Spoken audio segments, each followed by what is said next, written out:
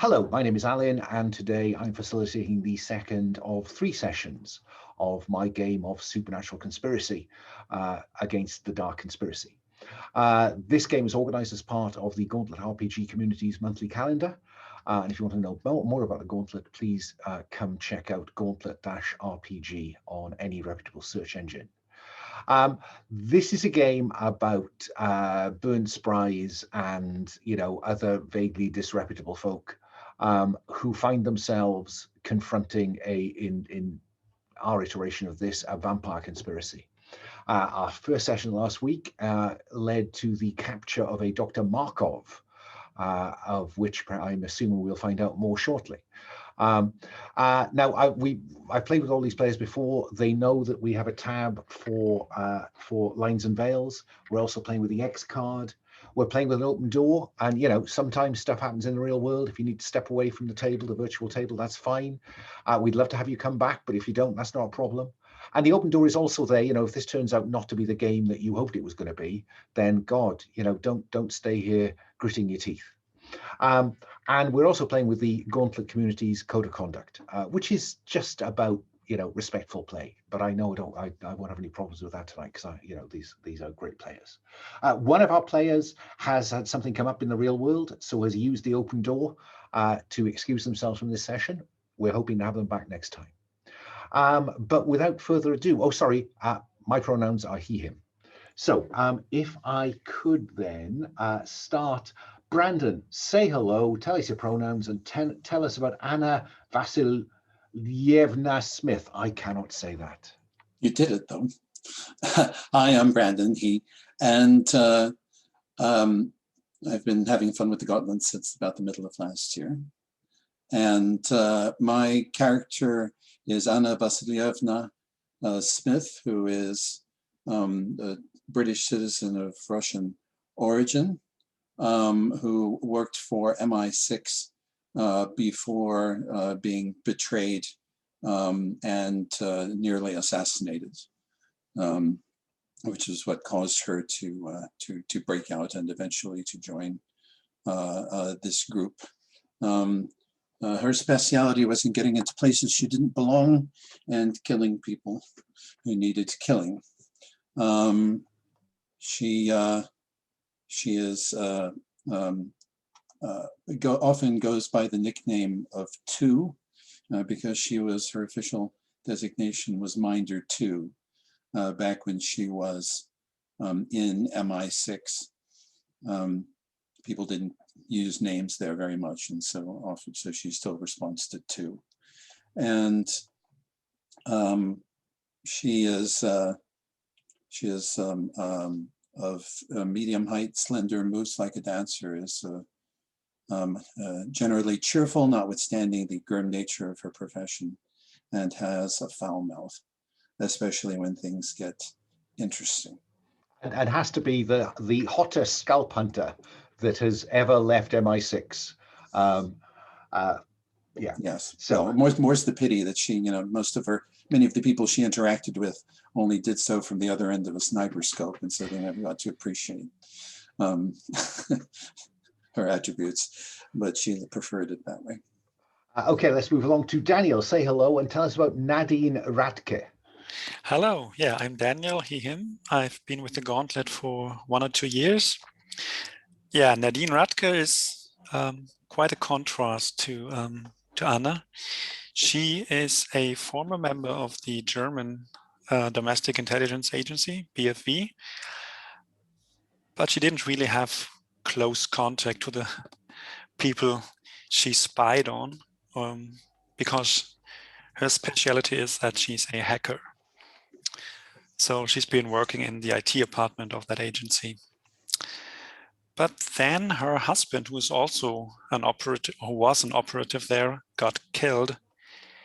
And it had to do with this vampire conspiracy somehow, which is why she left the agency and turned her eyes on the conspiracy.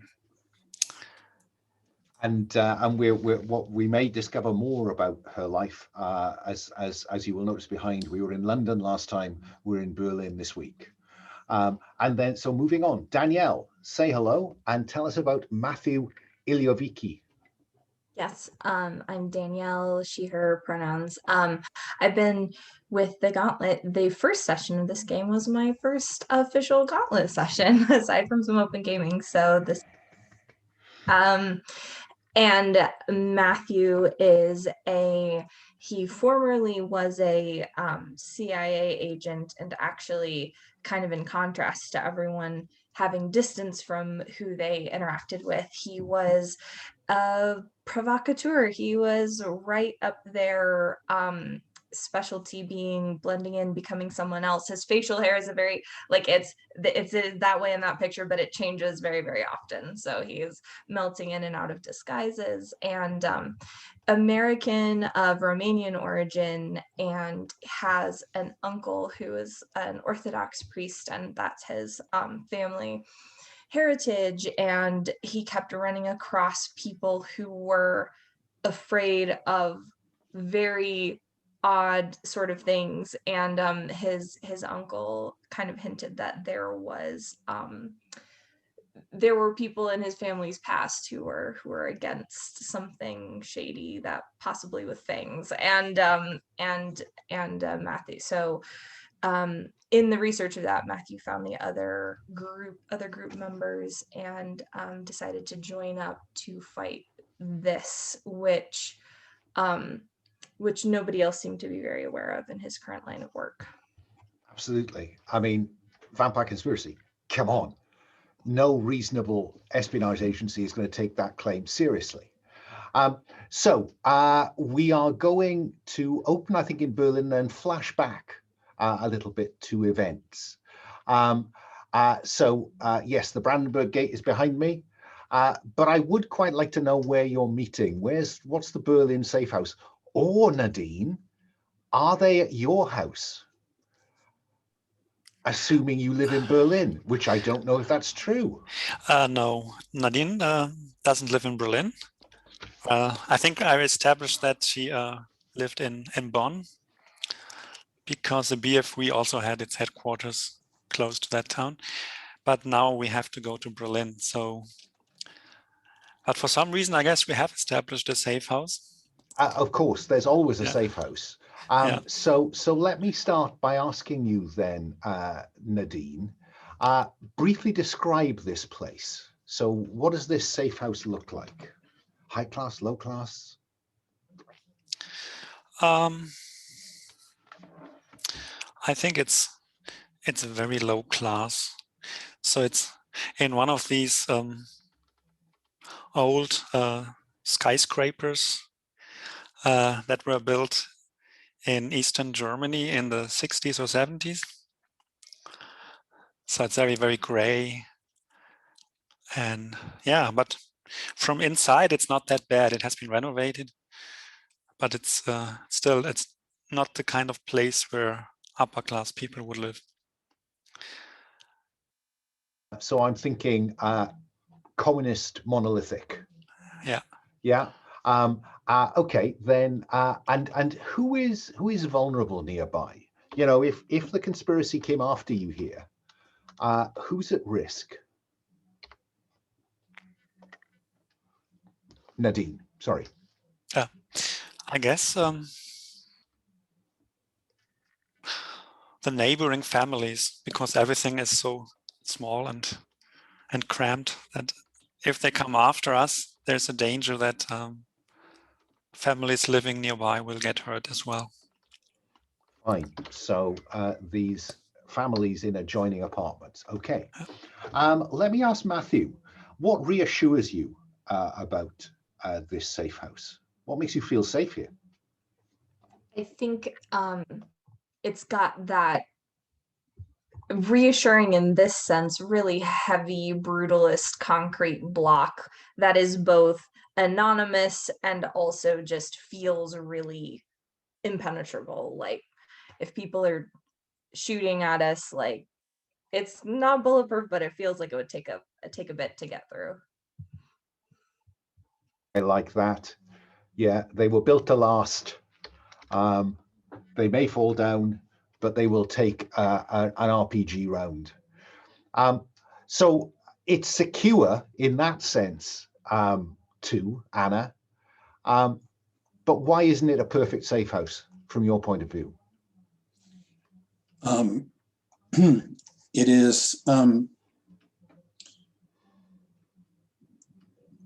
It's not a perfect safe house because it doesn't have a good second exit.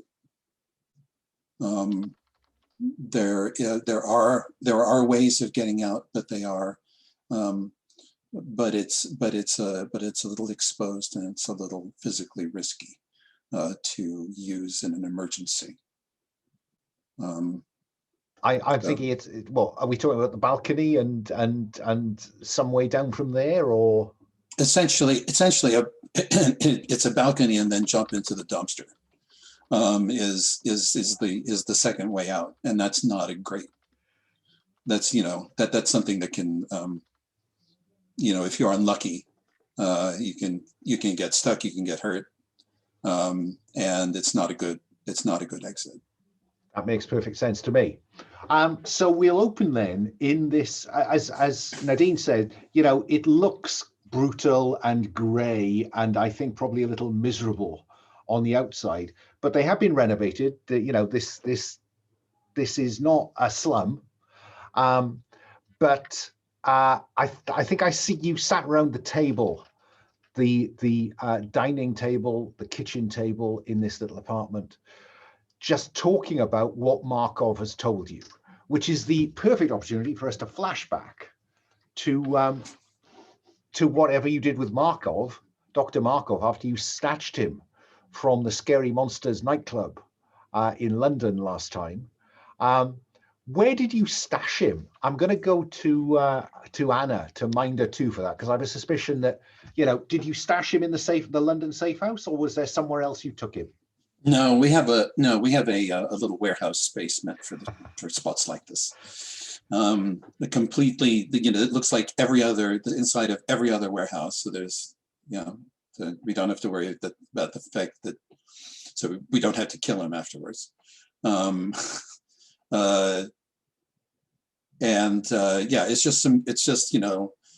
It's a grimy industrial space that was probably used for refurbishing automobiles, but has been shuttered for the better part for a year or more.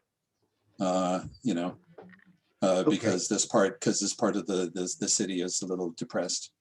Yes, ripe for redevelopment, I think is the phrase that we're looking for here. Yeah, except it's industrial and there would have to be a lot of cleanup done, so it's not going anywhere. And it's an excellent place to take it's also some place where, yelling is pointless. Close to the river. Yes. Okay. Matthew, why don't you tell us what we first see of Dr. Markov then? What kind of, how do we see Dr. Markov when we open at this warehouse?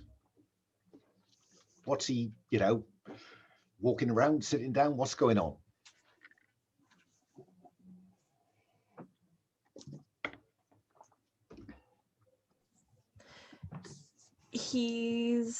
I think he's probably restrained. I don't think he's super free. I think that you can't really beat the classics of like keeping somebody tied up. I think there is a kind of lamp there because we don't know how close he is to, but we don't know exactly. We're using light as like a potential pressure point to see how he reacts to it as well, while we're trying to get information about these potential vampires.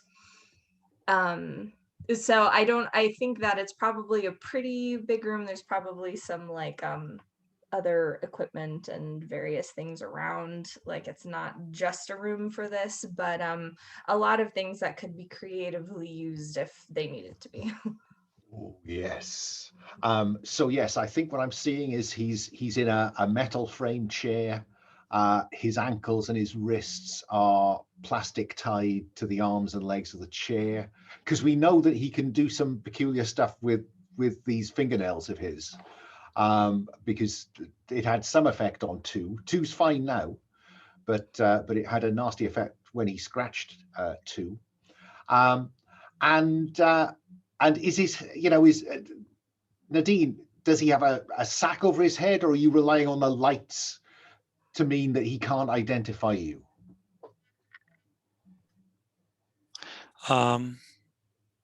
It's mainly the lights, and I imagine that maybe we are not actually that close to him. So maybe we actually use cameras to see him. We are in some other area, so he's completely locked off. And we use loudspeakers. Yeah. Okay, no, I like that.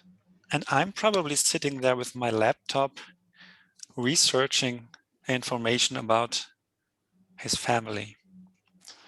Okay, well then let's start with that. Let's have you. I think that's you want to ask me some questions about him, don't you? So I think that's a role to investigate. Mm-hmm. I think your hacker skills will give you access to as many different sources, more sources than a typical user would give you. So I think that's with expertise.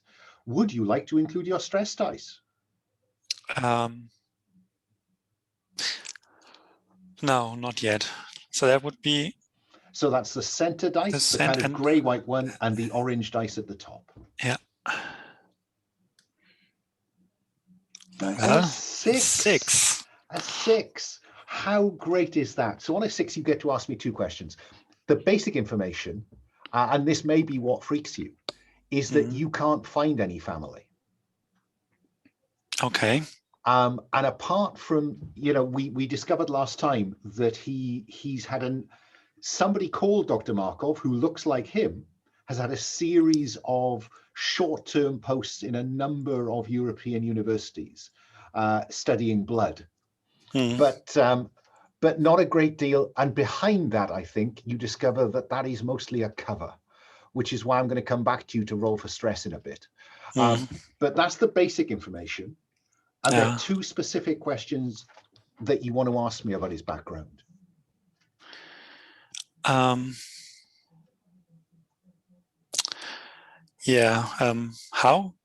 did he betray his superiors in this organization?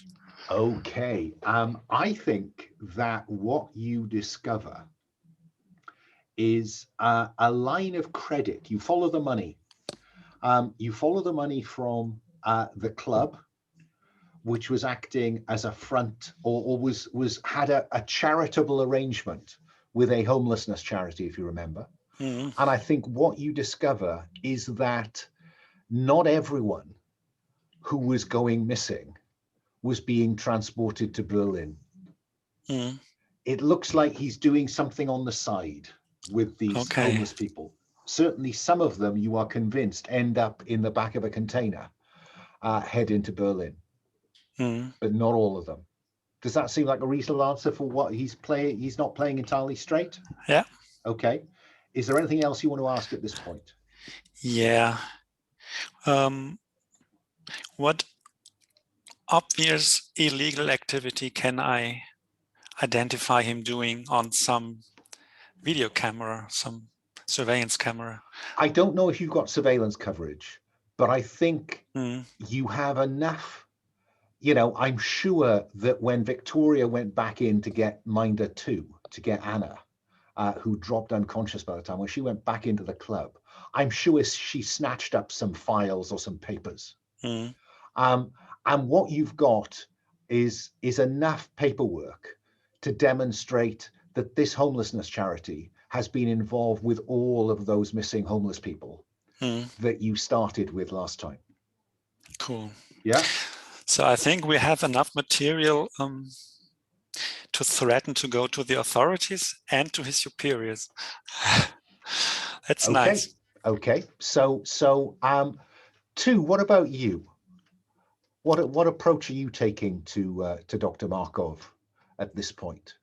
Nadine's done the background checks and had a look at the documentation you managed to snaffle. My my inclination is just to soften him up. Yeah. Especially in retaliation for that, for almost poisoning me to death I with whatever the hell that is. So we've got this, we're seeing him on this monitor in this other room. We're seeing the lights all around him. Right. And we've got Nadine kind of feeding this information. And that's the point, I guess, where we will see Minder 2, walking into the view on the screen. Right. So my face is covered because I don't work up in front of civilians without that. And because we've got a veil on this, so you see Minder 2 go over to a table, kind of idly sort through the things on the table, and pick up a nice sized wrench. And then the camera stays on the table, and you hear you hear a horrible thunk noise and a scream. Okay, I'm not going to make you roll for anything there. I think that we will count it. No, I'm just going to, up. as I said, I'm just softening him up. This is, I'm making him more conducive to answer Matthew's questions in a straightforward fashion. Well, and I find it helps to concentrate the subject's mental state in a thing like this and make it clear that we don't really actually give a crap about them. That's fine. That's fine. So, and it does seem logical to me that Matthew, given that you have expertise in authority, which is intimidation by any other name, and negotiation, that it seems to me you are well placed to pursue this investigation, so to speak. So how are you going to do that, Matthew? Anna uses her expertise basically to hurt him without breaking him. Well, we'll find out, I guess. But yes. So Matthew, how are you going to come at this interrogation? I think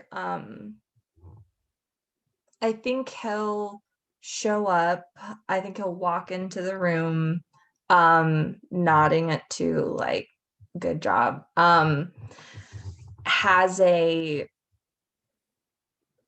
Pulls up a chair and sits kind of backwards, and pulls it backwards, sits down across from it, and just explains like, I think he's different. He's wearing, he's like shaved. He looks different. Markov hasn't seen him like this. He's just like Dr. Markov.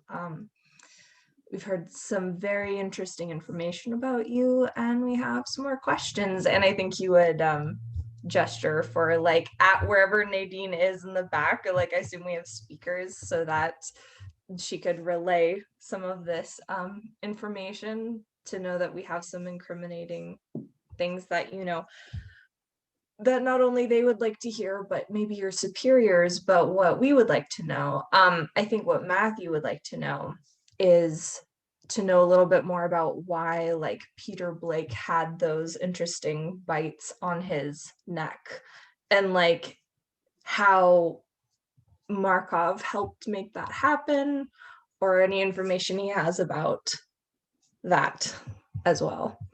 And I think we described Markov last time as aging, drawn, balding, rat-faced, and he's tied there. His head is down, and there's some blood, maybe coming from his nose or from his lip, and we look down. We can see his hands have been, the wrench may have been applied, and he looks up and he looks at you and he says, I am as good as dead. There is nothing I can tell you. There is nothing I can tell you. And I think at this point, it would be appropriate for me to have you roll for investigate to see how well this goes. You're rolling with expertise. Would you like to include your stress dice? Oh, Let's try one without. Let's see, hopefully this goes well.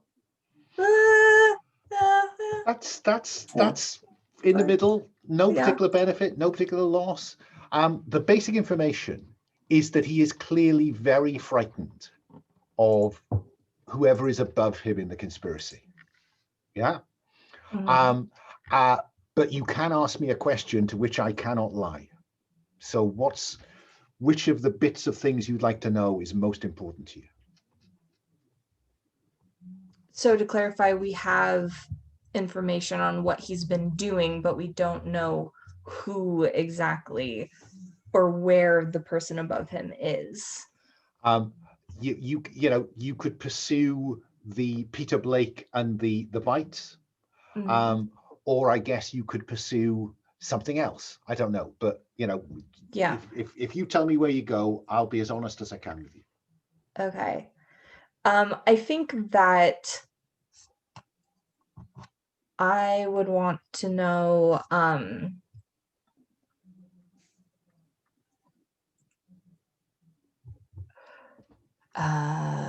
how did you facilitate like these creatures to like Peter? How did you get them here, or maybe something in the information of how this transport happens. Okay. And I think that with trying not to be anything very specific, he says something like that she just arrived from Berlin and I needed to find someone. I didn't want it to be me. I don't know how she got here. I don't know.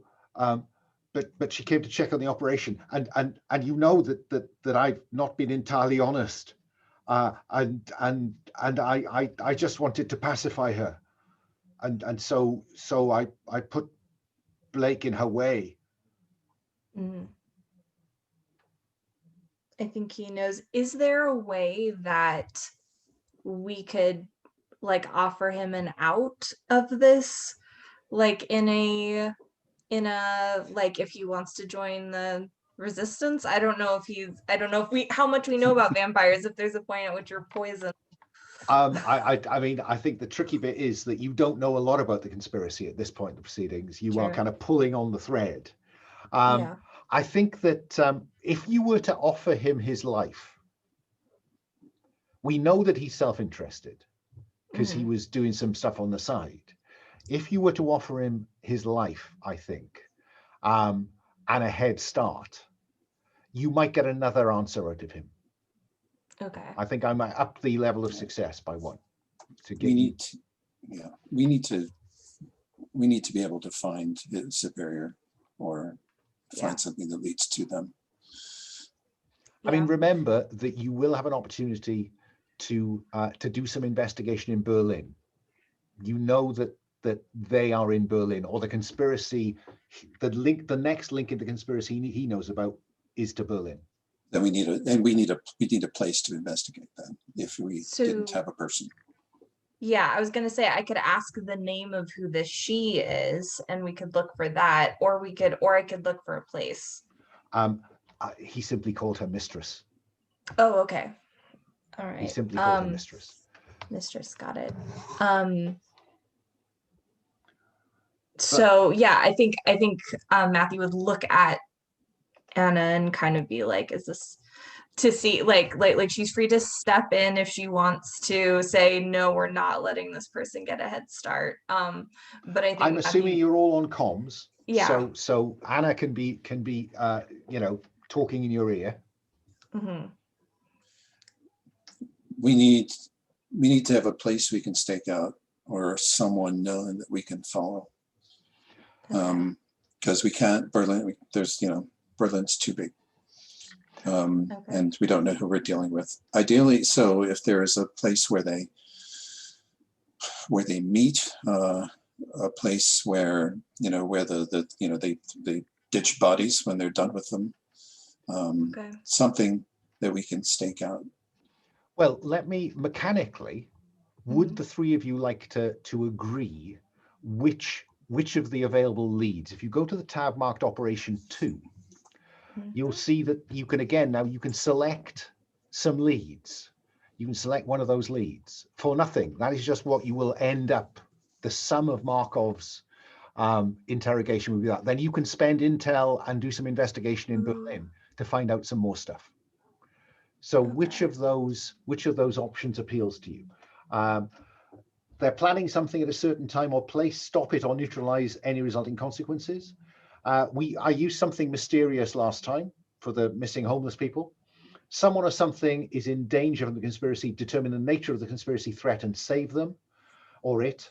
Someone or something the conspiracy wants must get somewhere safely. Ensure they or it arrive safely. A known threat has been identified. Make sure they or it will no longer be a source of difficulty. Apply extreme prejudice. The conspiracy is showing too much interest in a certain person or place. Find out why and address the issue. And then we'll build the operation out from that lead. It kind of seems like it's either the that they're planning something at a certain place or that there's a known threat, unless the lower it goes, the more difficult it is. No, they're entirely randomly arranged. Because if there's a mistress here, either that she could be a known threat or is involved with something happening there, but it's up to you guys. Well, if she's here to do something. But we need to know who the real, either who the real target is, or, or a locale that we can stake out. Mm-hmm. So and I guess you'll have a chance to pin this down. This is your initial lead. It's going to take you to Berlin. It'll give you some kind of sense of what you're investigating. Okay, so I would say what's the target is really what we're trying to find out here. So a known threat has been identified. Make sure they or it will no longer be a source of difficulty. Apply extreme prejudice. Is that what we're boiling it down to? Yeah, that sounds Nadine? good. Yeah. Okay. Well, a known threat, but we don't know who this person is. You don't yet. We know. Yes. So we wait. Yes. Yeah. Yes. And I think that probably is a logical extension from this. He's told you that this, what you take to be a vampire, was in London a couple of weeks ago, from Berlin before going back there. So you've identified the known threat, mistress. Make sure they or it will no longer be a source of difficulty. Apply extreme prejudice. That's what you're going to get from Markov. Yeah. Okay. Core of what this adds up to. You've got a thread that you'll need to pursue in Berlin, which I think is why we will then cut back to the safe house. But I am curious whether any of you, because I noticed that none of you are entirely without stress at this point. I do want to remind you about the seek relief from the horror move, and whether any of you want to narrate a scene where you seek relief from the horror. You will always lose a point of stress, so there's that, but there's always a consequence for you, okay, the operation, or for somebody else. I had a question about the, if you remind a PC of a fresh piece of history you share, that wouldn't be like recalling a memory. Is that like we've come across something now that? No, this could be in your past. So it's something from before, it's backstory, if you will. It's an opportunity to fill in a bit of backstory. And you're right that it's probably the least dangerous one unless it turns nasty. Yeah, I liked how it connects the PCs, but like out of character. But I was wondering if Nadine would be interested. I know that her research before was in cults, was in Scientology, and so I was wondering if she'd ever needed someone to do some on the ground research in some of the American like headquarters in LA, or if Matthew had known about that, and so if they'd ever crossed paths because of that. Not impossible for the BFV and the CIA to have cooperated. Yeah, absolutely. That would make sense. So remind us then, Matthew, of that bit of backstory with Nadine. Tell us something about it. I think that it was an earlier operation. It was something that he got assigned because he was trying to, you know, sweet talk his way into a better like assignment. And they were like, you can work with these, you know, the Germans are here and they're doing a thing, and like we don't really know. So like you're gonna go do that, go play with some cults, you know, out in LA. And and I think of that he was like, sweet, I'm in, you know, Hollywood, they have a huge like operation there. And he thought probably his initial interaction with Nadine is that she seemed very serious. She seemed like she was really taking these very seriously for what to him seemed pretty harmless. But I think they, as a result, stumbled into one of these places where they keep people who've like need to pay off some of their like sins, as it were, in these really horrible like camp, like these labor camp type things. And I think he probably got himself stuck inside, like slightly on the wrong side of this, and needed Nadine to pull some strings and unlock a few things to get him back out. And it was something that really made him sit up and take things more seriously. I like that. Does that work for Nadine? Yeah, that's cool. Okay, so you have reminded us of a piece of fresh history. Roll a 1d6. The one in the middle is the one I usually go for because people get freaky if you say roll the stress dice. Okay. I click on it and I have to click on anything. Okay, 1 to 3. Nadine sees your hollow camaraderie for what it is, self-serving pretense, and you are ashamed. You cannot use your expertise until your stress goes up again. Okay, so Matthew, you'll see that, or Danielle, you'll see that on the character keeper, there's a bit that says expertise available. Hit the drop down. It isn't available until stress goes up again. So, you know, obviously Nadine doesn't have as fond memories of that occasion as you do. Does anybody else want to? What about two? What about two? Are you interested in venting some stress? Not yet. Well, but you notice what her stress reaction is. Yeah, well, I was going to offer you the chance to do it on the basis of beating up Dr. Markov. No, she was beating up Markov professionally. Okay, right. That wasn't vent stress. This wasn't to feel better. Low-level torture is too serious a business. Fair enough. What about Nadine? Yeah, Nadine also wants to reduce stress. And I think after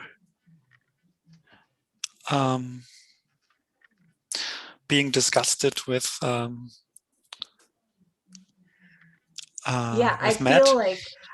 I feel like it probably, he made some comment like, you know, hey, it's nothing, you know, it's more exciting than finding out cultists or something like that, which probably had an air of his old, like, not taking things seriously, which that's the disgust. Yeah, and after that, Nadine thinks she really needs a drink. Okay. So, yeah. A lot of drinks. Yeah. What is her drink? One drink leads to the next. What is her drink? Her drink, I think it's a gin tonic. Fine. Then there's gin and tonic in the fridge in this apartment. If you get drunk, fine. Roll 1d, reduce stress by 1 and roll that central d6. Yeah.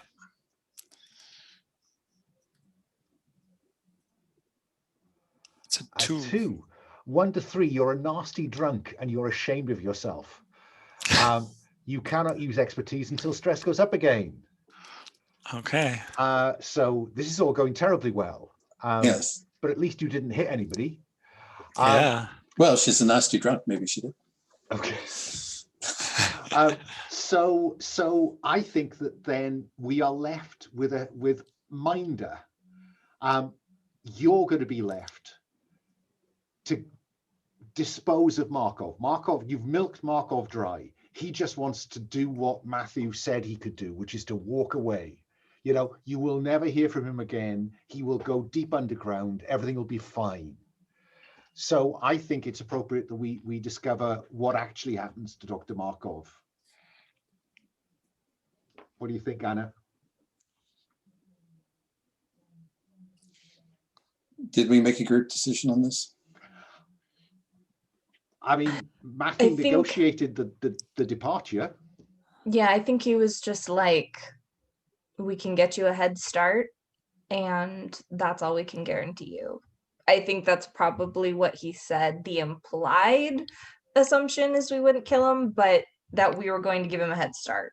And I don't think Matthew would step on any toes, but he's, yeah.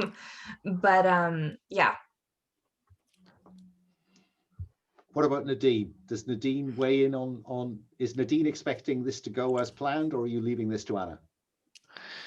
I think I'm leaving this to Anna. It's her area of expertise, dealing with people like that.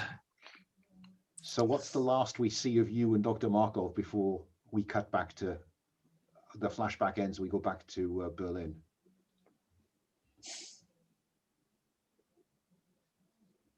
So the question here is,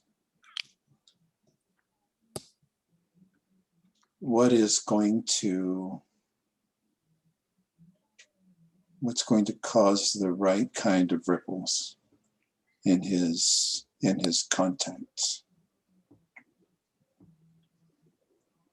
If he vanishes with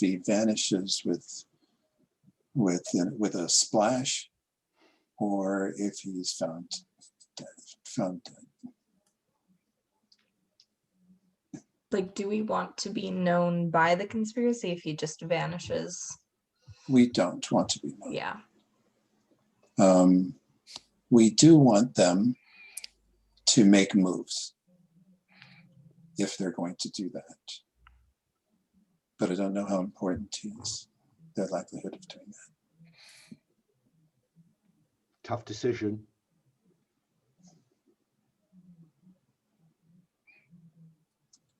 Go on, Nadine. If we want to get noticed, I guess we might just bring his head to Berlin. No, I think the thing to do here to get the right kind of reaction that we're looking is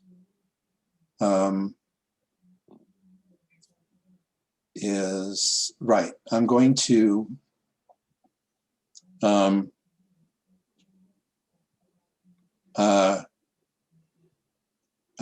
drive him out. I'm going to drive him out of town. He's got a bag with his passport and the very basics.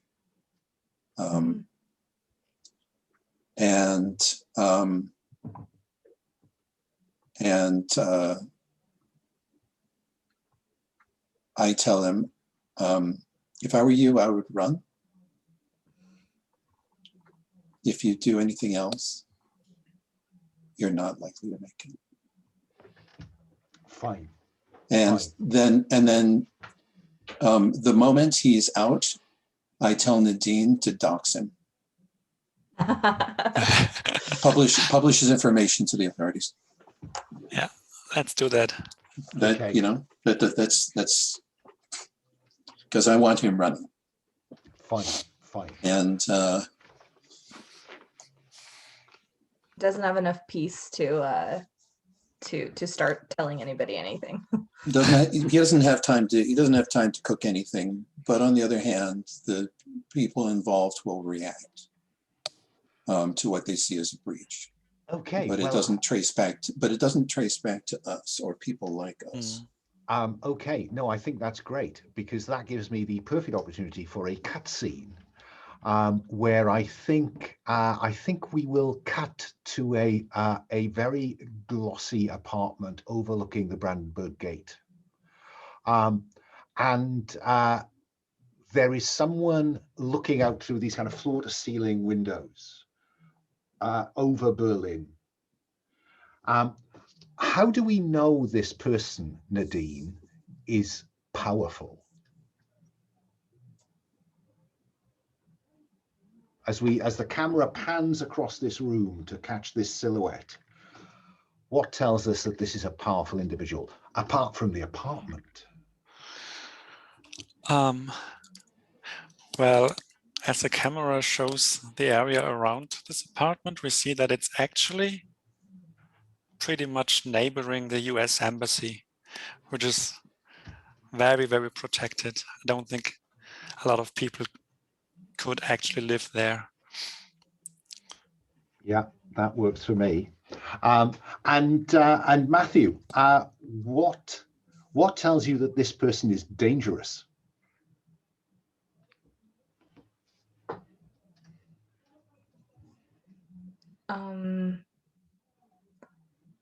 I think that they have a set of phones, like there's a set of official phones and things on their desk, but you also see them taking, opening a bag and taking out another like unmarked phone, and kind of like what they're riffling through are a series of other communications that clearly go to other places that are not so. So they're official. kind of arranging the telephones on a desk, maybe. Yeah. 2, who else is in the room apart from this powerful, influential individual?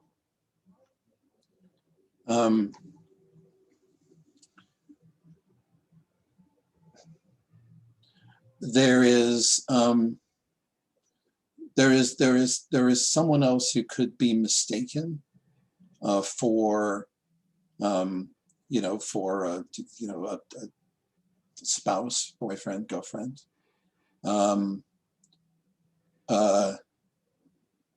except for the fact that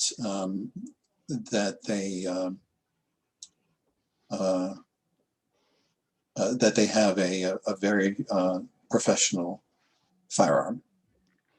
Okay. Tucked under one shoulder. Okay. And it is that person that we hear say, Mistress, we have news from London. And Mistress, her hands, she stops rearranging the phones. And without turning around says, what? Gina, tell me what we have heard from London. And Gina says, Markov has gone missing, but he appears to have betrayed us to an extent. There are news reports coming out of London about a charity fronting the kidnap of homeless people. And Mistress's hand happens to be on one of the phones at this point, and she just moves her hand and the phone just crumples.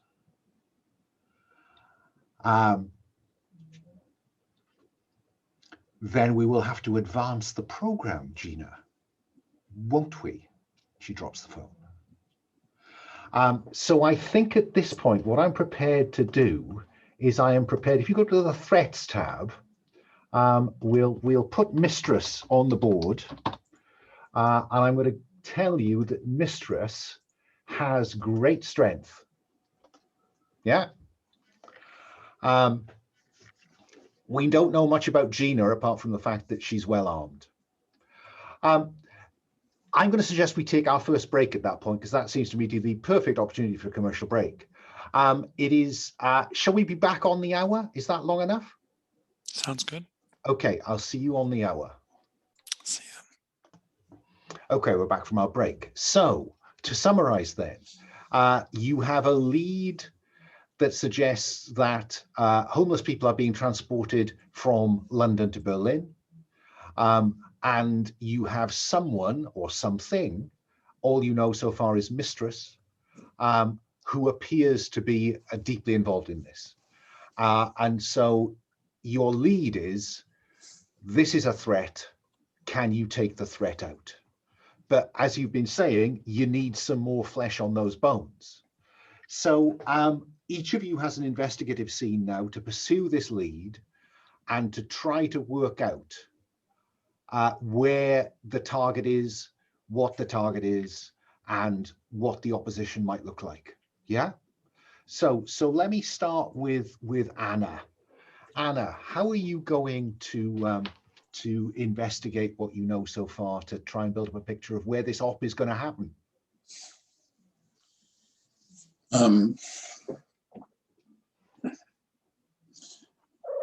We don't, I'm not sure where to get started. Anna's particular skills are breaking and entering. Well, I tell you what, then, here. Let me go to one of the others first, then, because then we might discover somewhere that's worth breaking into. Yeah, let me go prefer that. Okay, let me go first to Nadine then. So you know that homeless people are arriving in Berlin. You don't know where, but you know that they are coming here. And you know that there is someone called Mistress in Berlin. Which bit of string do you want to pull on first?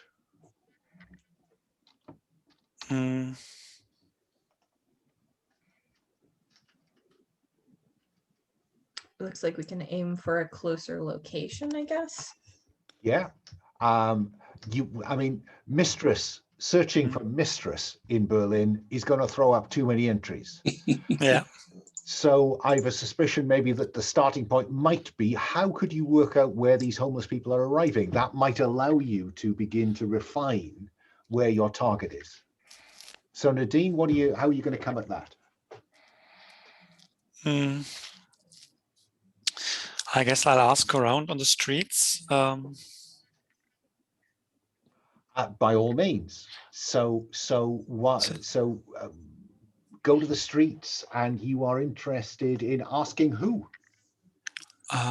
Who's your target population here in terms of questions to ask? Maybe you could do a search for charities that house people. Yeah, that sounds good. I'll go to some local charities, whether they've heard anything about new arrivals of homeless people. Is this face-to-face, or is this using your IT skills? That would be face-to-face. I don't think they have a good IT. Okay. Charities. You're the one who speaks German anyway, so. Yeah, that's true. That's true.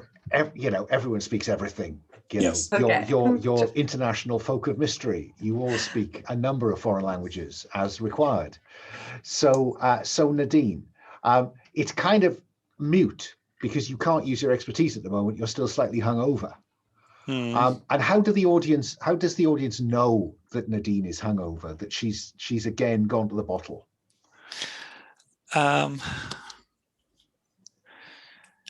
She's wearing sunglasses. Fine. Classic. And at some point she's going to take them off. We're going to see those bags, that slightly grey tinge. Yeah. Yeah. Okay. So you are rolling without expertise, so just the middle dice to find out what you can from these homeless charities. Would you like to include your stress dice? Well, I have reduced my stress, and actually it's a trigger for allowing me to use expertise again. So yeah. Yeah, it's worth pushing the boat out. So go ahead, roll the center dice and the green dice. Well, that doesn't make a difference. Well, now, isn't that interesting? But I get my stress back, I think. Yeah, so I think that your stress hasn't gone up yet. Don't. So relax. On a 1 to 3, you get the bare minimum of information you need to proceed, but also mark heat. Because word begins to circulate that there's this German woman, a bit of a drunk, who is asking difficult questions about this European homelessness charity, which I think we called Homelessness Europe or something. But But the basic information I can give you is that you can, if you want to, find out where the charity has its Berlin headquarters. Yeah. And you'll also discover that they've been in the news recently. Yeah. Okay. So would you like to select your starting location about where the offices of Homelessness Europe is located? Yeah, absolutely. So that would be some district. So where's the starting location on the operation tab? Where's the starting location? Sorry. Yeah.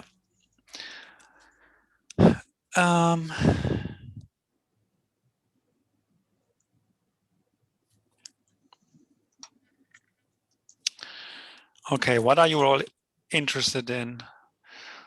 Do we want to play in central Berlin, or shall we move out of the city? Berlin. Because it could be a village near the city, Yeah. a small town near the city, a suburb of the city, or the business, entertainment, or underbelly of the city.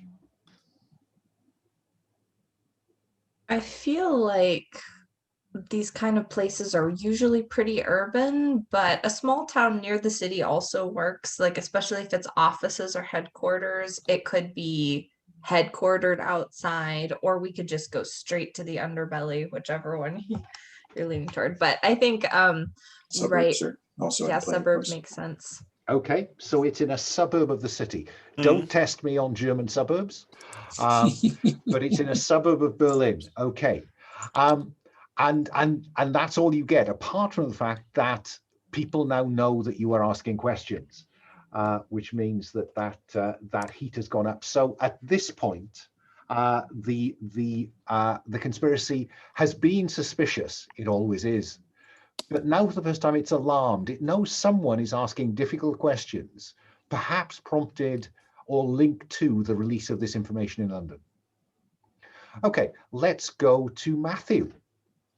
How do you want to try and work out where in this suburb? I think that he is going to pose as a journalist doing a story on a follow-up thing, and start with city, call like the city people and be like, I'm looking to follow up on Homelessness Europe, as if he's like from out of town doing a follow-up story on Is he this. playing the American journalist card? Yes. Always impressed when the networks might be interested. And I've just looked up a range of random Berlin suburbs. It's in Lichtenberg. So this is, you're rolling again to investigate, I think, to be able to ask me some questions about this. Yes. Likewise, your expertise cannot currently be used, so you are resorting to anything you can. So you're rolling the central dice. Would you like to roll 2 dice by including the stress dice? Yeah, why not? Let's do that. This is he's still feeling unbalanced, so this is more stressful than usual. Yeah, Nadine did not react as you'd hoped. Oh, well, Yeah. will you look at that? So that's a pair of 6s. I wish a pair of 6s gave a particular benefit, but the 6 on the stress dice means that your stress goes up by 1. You don't need to roll for it. Okay. It's convenient. But on a 6, you get the basic information, which is you know where this is located, and you can select, if you want to, the operational target in Lichtenberg. Where do you want the headquarters to be? Not all of them would be appropriate, I guess, but yeah. Yeah, I was kind of looking at like an office complex, but I guess would that be a tower block or factory or base? Like, especially if it's the headquarters of this, I'm assuming like a storefront in an office space. yeah. So I think probably on the outskirts of Lichtenberg, there's an office park, and there is a tower block. where they have their offices. Yeah. I think it's fair to say this is not a slum tower block. This is a respectable office block. Yeah. Okay. Tower But is it is a probably little, yeah, I'm sure it is a little like one of those office blocks that has like a name and then like a lot of blank spots and then a couple other names, a little bit anonymous maybe. Oh no, that's even better. So not all of this is occupied. Fine, that works for me. Now you can ask me 2 questions if you want to. And one of those could be, what is the most significant, though probably not the only threat? Oh, okay. Like something Matthew might learn by asking about. Well, some sense of, you know, it's peculiar, but. Mm-hmm. So how much risk do you want to take on this one? Yes, I think that he definitely wants to get a sense of who's like the occupancy and who's there. Like, is this in anybody's territory? I think he might be leaning toward thinking that maybe there are some of the organized crime people that they're working with in order to occupy this. So are the other 2 characters content to go with organized crime pawns the conspiracy? Or do you want to up the ante? Yeah, feel free. Might like to go a little higher up the food chain. Okay. Yeah. Into the actual conspiracy rather than just their cat's Okay. paws.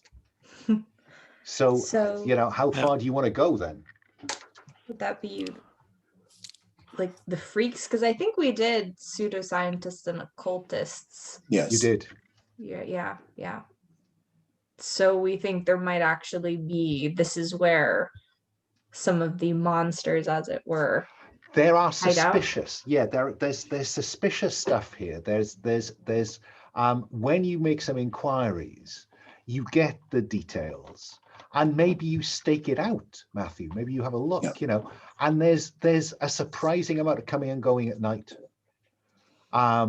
There's quite a number of you know, panel vans turning up at odd times in the vicinity.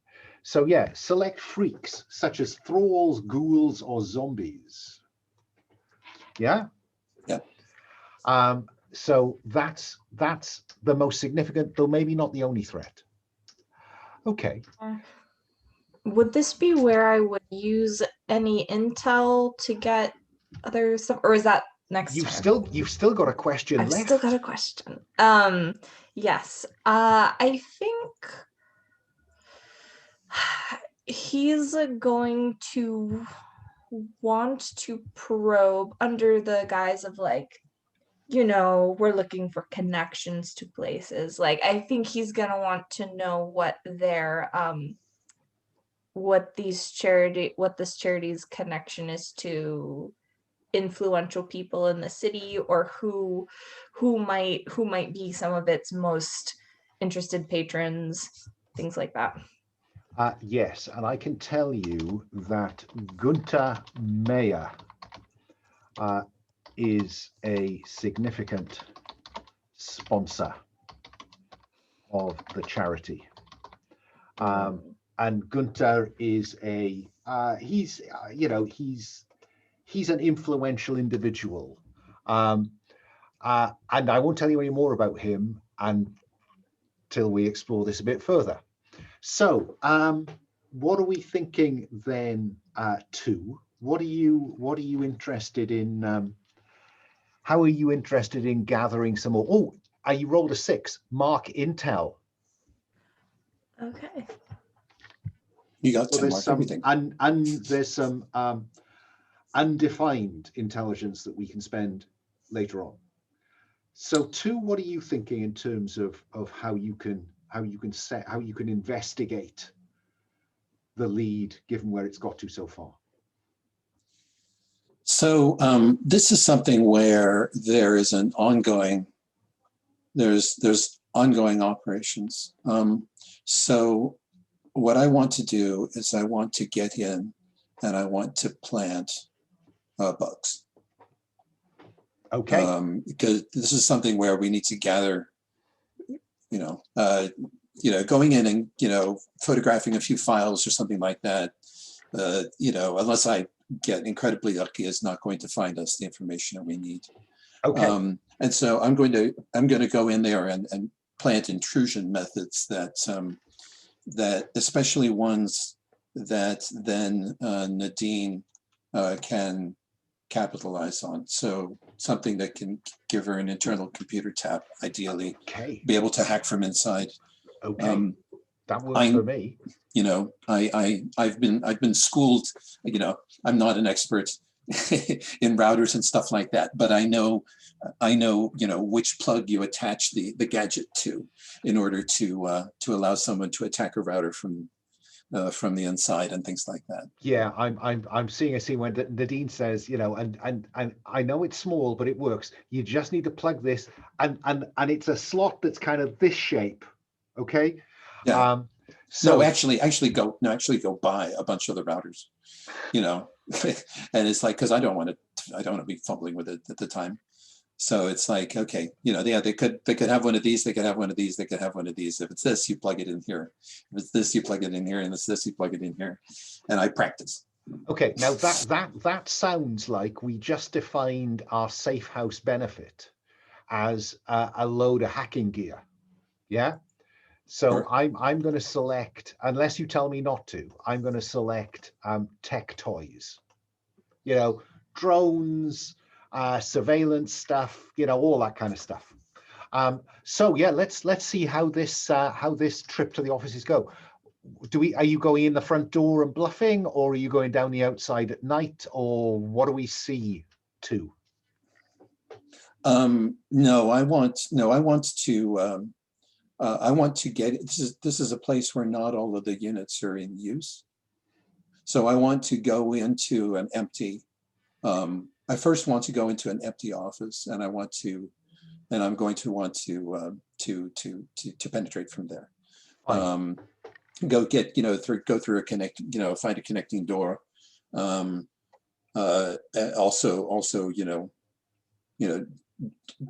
use, drill some micro holes in the walls and put in a fiber optic, put a fiber optic bug that can spy, because they are frighteningly small. Absolutely. And in this fiction, they're even smaller. So let's have you roll for intrusion to see how this goes then. Right. Because this is rolling to do something else, I think. There are no specific questions here, but it sets up for later on. And I'm going to roll a stress die because this is important. Oh, and that's a 6, but it's not on the stress die, which is no bad thing.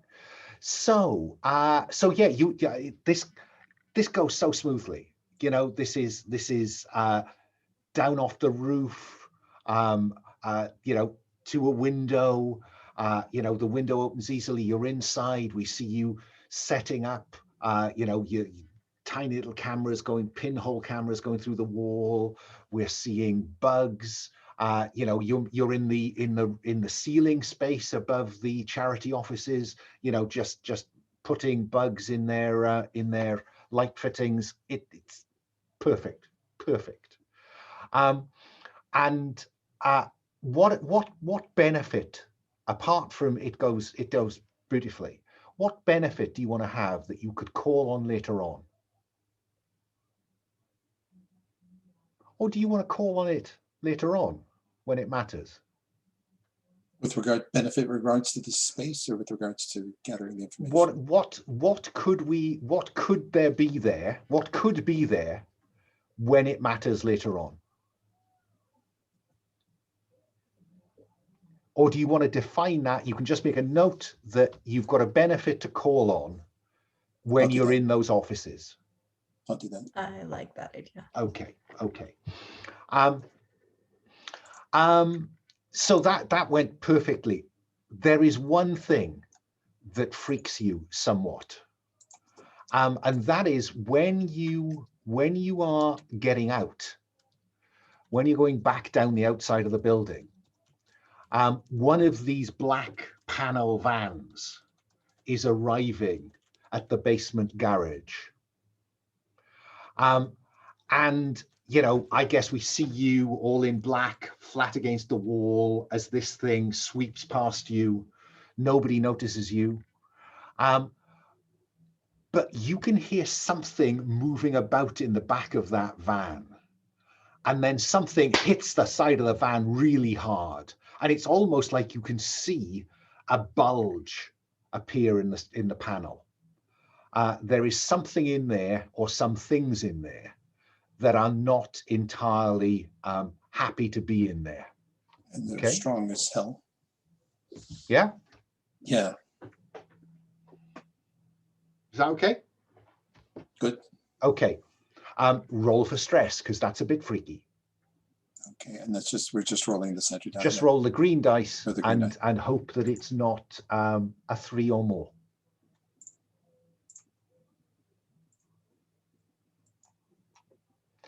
It is a 3 or more. So stress goes up from 2 to 3. And again, remember, you can at any point say, I'd like to try and insert this scene or this event into the narrative that would seek relief from the horror. Some of them are more easy to slip in than others, but, you know, do what you can. So we know then that this operation is focused on the homelessness, your Homelessness Europe offices in Lichtenberg.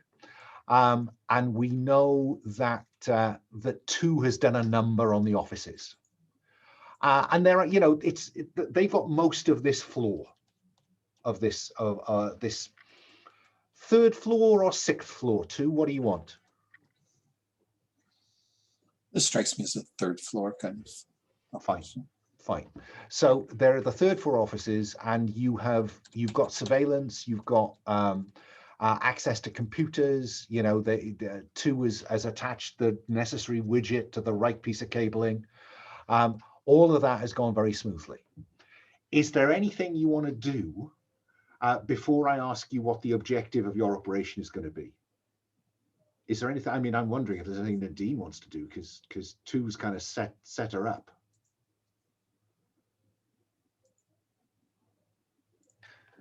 Well, I guess we could use a chance to observe the office a little bit before actually going in there.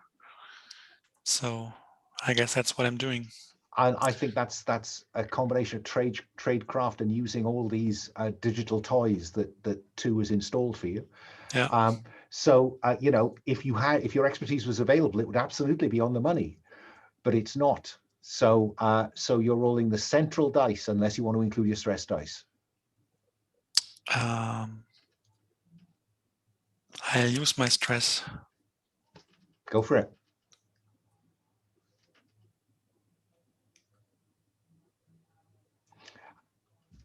The gods of stress want to leave you without your expertise, but yeah, you can ask me a question.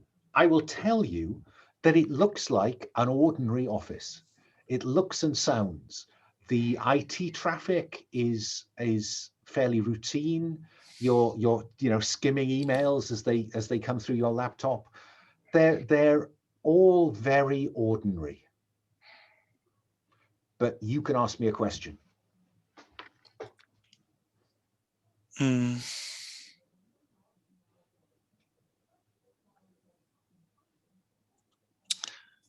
Those are things, arrivals. Yeah, there's the black panel van. Yeah. They've got to be recording them, or you know, they have to be recording them somehow. They have to be. I can't imagine them doing this without pictures and videos and things like that somewhere, someplace. Especially if there's strangely strong things that they're containing. Are there reinforced walls or? Yeah, maybe I can find out something about the vans themselves. I mean, they must have bought them somewhere. Maybe they have some specs about them. So they've got a security camera system. If you can tap that, maybe you can see those things loading or unloading. That's Maybe even that's better. a way to get us in. Yeah. I think that that you will discover that there's a spur on the network that runs down to the basement garage and to the garage underneath. And what you discover in some of the emails, there's just mention of the sub basement is occupied. And I think I'm very happy for you to see on the video the van backs up to what looks like a lift entrance, an elevator, and the angle of the camera you can't get a good look because the camera is kind of looking at the front of the van. It's not looking at the back of the van.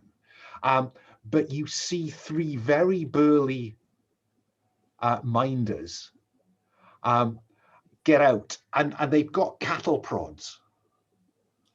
And then one of them hits a button, and you can it's as though then the back of the van opens, and then they're using cattle prods to get something into that lift. Something or some things, perhaps. Yeah. Yeah. So there is a lift in the basement garage that is not on any of the plans you've seen. So it's not a lift that goes up, it's a lift that goes down.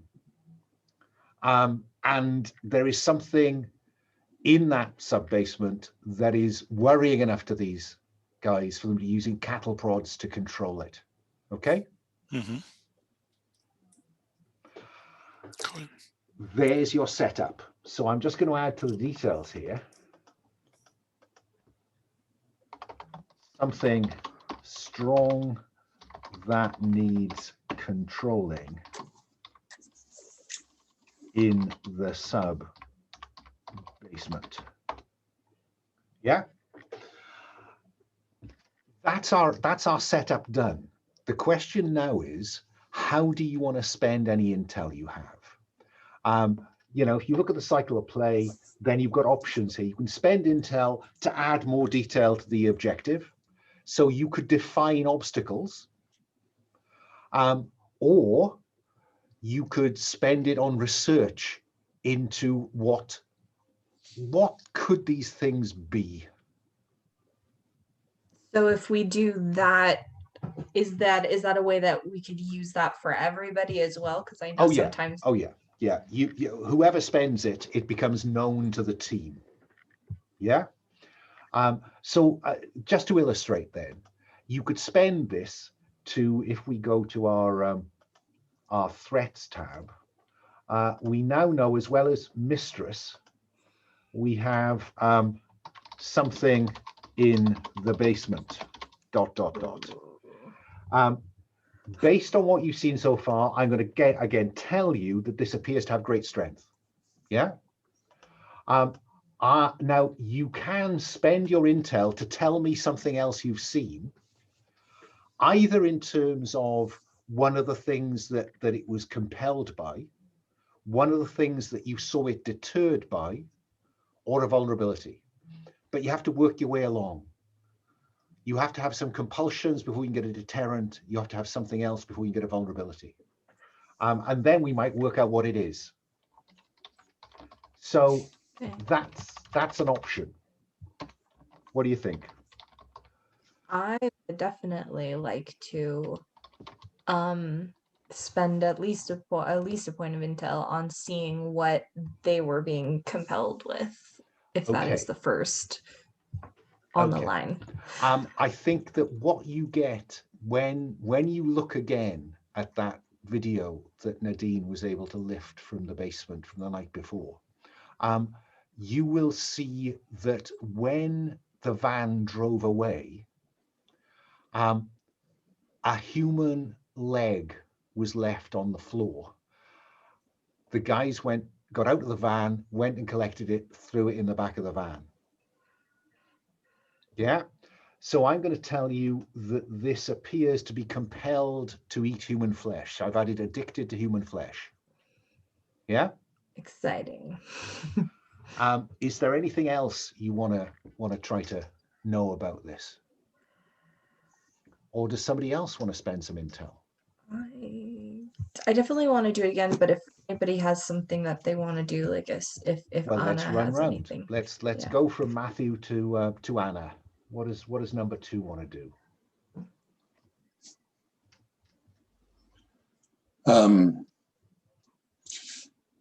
Well, do we have enough purchase to be able to figure out a deterrent yet? I think I'm not even sure I have it in the list, but if I don't, I should have. I'm going to put electricity. Right, because they were using deterrent. prods. Yeah. Okay. Yeah, the fact that they were using shock prods strongly suggests that it doesn't like electricity. Exactly so. Can we use any of our research on the mistress, or no, because this isn't connected? We can't, or to see her connection to it? You don't yet have enough fictional positioning on mistress, I think. Right. Okay. But so that's 2 points of intel spent by somebody. That was one. I took one off. I'm spending one. Okay. So, yeah, I spent the second one. And the way this rule works is that, as it says here, I think a compulsion, a deterrent if you know anything about its compulsions, and a vulnerability if you know at least 3 things about compulsions or deterrents. So I'm going to go to Nadine next to say, do you want to spend any intel on this? And if so, do you want to tell me something that might allow you to select either another compulsion or another power for that matter, or another deterrent? I only have one intel left, so I You think I'll pass for now. Okay, Yeah. let me go back round to Matthew then. Is there anything, do you want to have seen something else? Yes. How many, do we know how many powers it has, or is it? If you say to me, I'd like to have seen some other power, then I will select one. Or you could go for another compulsion or another deterrent, but you can't yet go for a vulnerability. Okay. I think I will go for another deterrent. I think he's looking to see if there's anything besides the cattle prods on the video or something. Yeah, I think that what you noticed was that all of them were wearing a very large silver cross, a symbol of faith. Okay. Okay. So you've now got something that's addicted to human flesh. It seems to be deterred by electricity. It's deterred by a symbol of faith. You could now spend a point of intel for me to reveal whether it has a specific vulnerability. Let's see. I clicked off that one. You know, I'm going to, that's good, but let's go for the vulnerability. Now I have 2 points left, but this is worth it. I think Matthew grabs his cross and like, this is what intel is for. Exactly. I think what I can tell you is it does not have a specific vulnerability. Ordinary weapons would work, because I think that's why the electricity is such a deterrent, because it doesn't have any power of regeneration. Yeah, I'm going to let you put those 2 and 2s together. Yeah, or it doesn't require being shot in the head. Exactly. It's it seems to be it was afraid of them and of that electricity, which suggests that it's not immune to ordinary things. Yeah. Okay. Yeah. So whatever it is, or whatever they are, that's what you appear to be facing. Okay. So how are you going to come at the op then? Because at the minute, we haven't defined any specific obstacles apart from the ones that have come out, in role play. Does anybody want to spend a point of intel to define an obstacle? Yeah, Anna, do you want to? I think I do. Help me to understand how this works with the fiction. Okay, this is an opportunity for you, the characters, or I guess you, the players, to tell me something you will encounter which will make your character look cool. Yeah, it's a guaranteed bit of spotlight time for you. And it also means that you could equip to be prepared for it. Yeah, that's what Matthew had the VIP that he was impersonating, and that's how Peter happened. So it's it's like a known. It's something that we the audience know that you are going to, or you the audience know we are going to encounter it.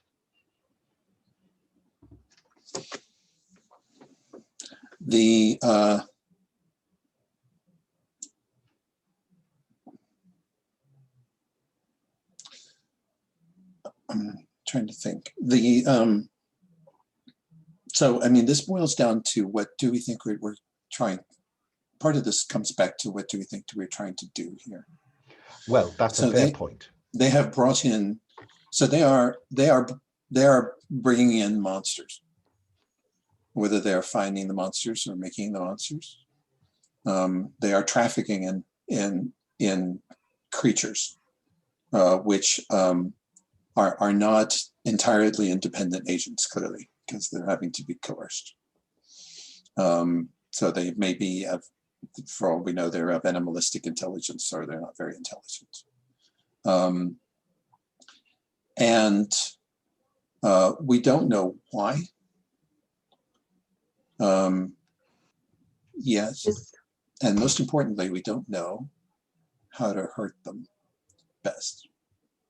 Well, if this ties back to the known threat identified, is the known threat the ghouls, or the known threat is the mistress that we are trying to maybe the objective is to go in there and find out if there's anything that could lead you to the mistress.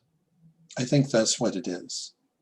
And I think of necessity, the obvious thing, but I think that's already been established, is that we're going to encounter one of these things. It would be odd were there to be nobody down there. Right. No, but we're going to encounter one of these beasts. Right. Right. We're going to end up tangling with one of these things that doesn't require a lot of. And for the sake of argument, let's call them ghouls, because okay. I think Matthew has put 2 and 2 together here. Okay. Yeah. Yes. Yeah. And I mean, you may have said that headshots weren't necessary, but they certainly can't hurt. No, they can't absolutely. hurt. And what I'm going to throw in there, and I think maybe this qualifies, and maybe this is gratuitous, but I don't care, because it's a game thing, which is that Dr. Markov's poisonous claws is not a coincidence. It's a ghoulish trait. Oh. You devil you. So I'm going to put down here as the obstacle, ghoulish claws are poisonous. Yeah, and that is too good not to now make that part of poisonous claw bite as a power. Right. Yeah. Yes, but it also establishes the interesting thing that possibly that these traits are transferable, or that it's sera. Maybe the ghouls are a source of sera that can be then used to enhance people, or longevity sera, or something else, horrible all things. Manner of possibilities. Yeah. Yeah. Okay. Yeah. So finding out about these ghouls and perhaps tampering with the source of the ghouls could stir up the right kind of hornet's nest.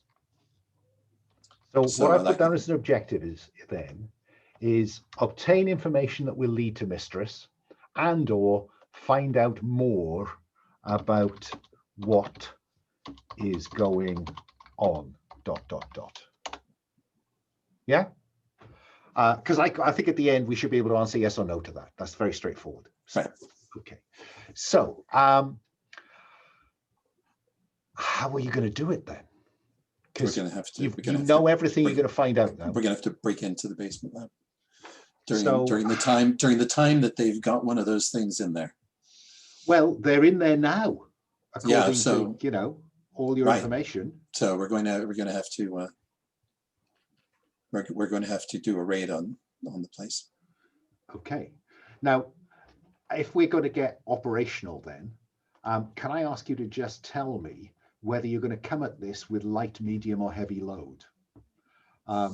Clearly, if you're going in daylight, then medium and heavy load is going to look a little bit suspicious. But in under darkness, maybe it wouldn't. This is a darkness, and we're going up against things that are super strong with poisonous claws, potentially. Lots of guards with assault rifles and things like that. I want to go in heavy. Okay, so mark both medium and the heavy boxes, and that gives you a total of 6 equipment slots for Anna. What about Nadine? Probably she uses heavy load as well, Okay. because of all the drones and stuff like that she needs to carry there. Of course she needs to carry drones and stuff. Absolutely. So again, mark light, medium, and heavy. And finally, Matthew, what about you? Are you content to go in? Is this time to get the equipment harness and the black clad on, or is that a bit too, passé for Matthew? I think that I think he'd definitely at least want to go in medium. He doesn't have any specialty in a heavy guns, but in case that I think that especially if there's like a disguise pack, something big, like a big mask or something like that, if they run into. Fine. So mark light and medium. Let me stress, you can always use a heavy weapon. You just don't get to use expertise with it. You just don't have expertise in it. Yeah. Okay, so I'm curious, what do we see then as we open? I'm assuming that it's evening, midnight, small hours. What? I guess we look to Anna for guidance on this, don't we? She's our operational kind of heavy-handed. I'm going to be traditional and go 2 in the morning. It's it doesn't matter how acclimatized you are to the graveyard shift. They're just never quite as alert at that time. Okay. Are you looking to go in through the basement garage entrance to get to this lift, or are you looking to go in through the building and somehow get down? The lift probably tops out at the basement garage, so we're going to the basement garage entrance, and I know what it is that I spotted in the office and didn't do anything with.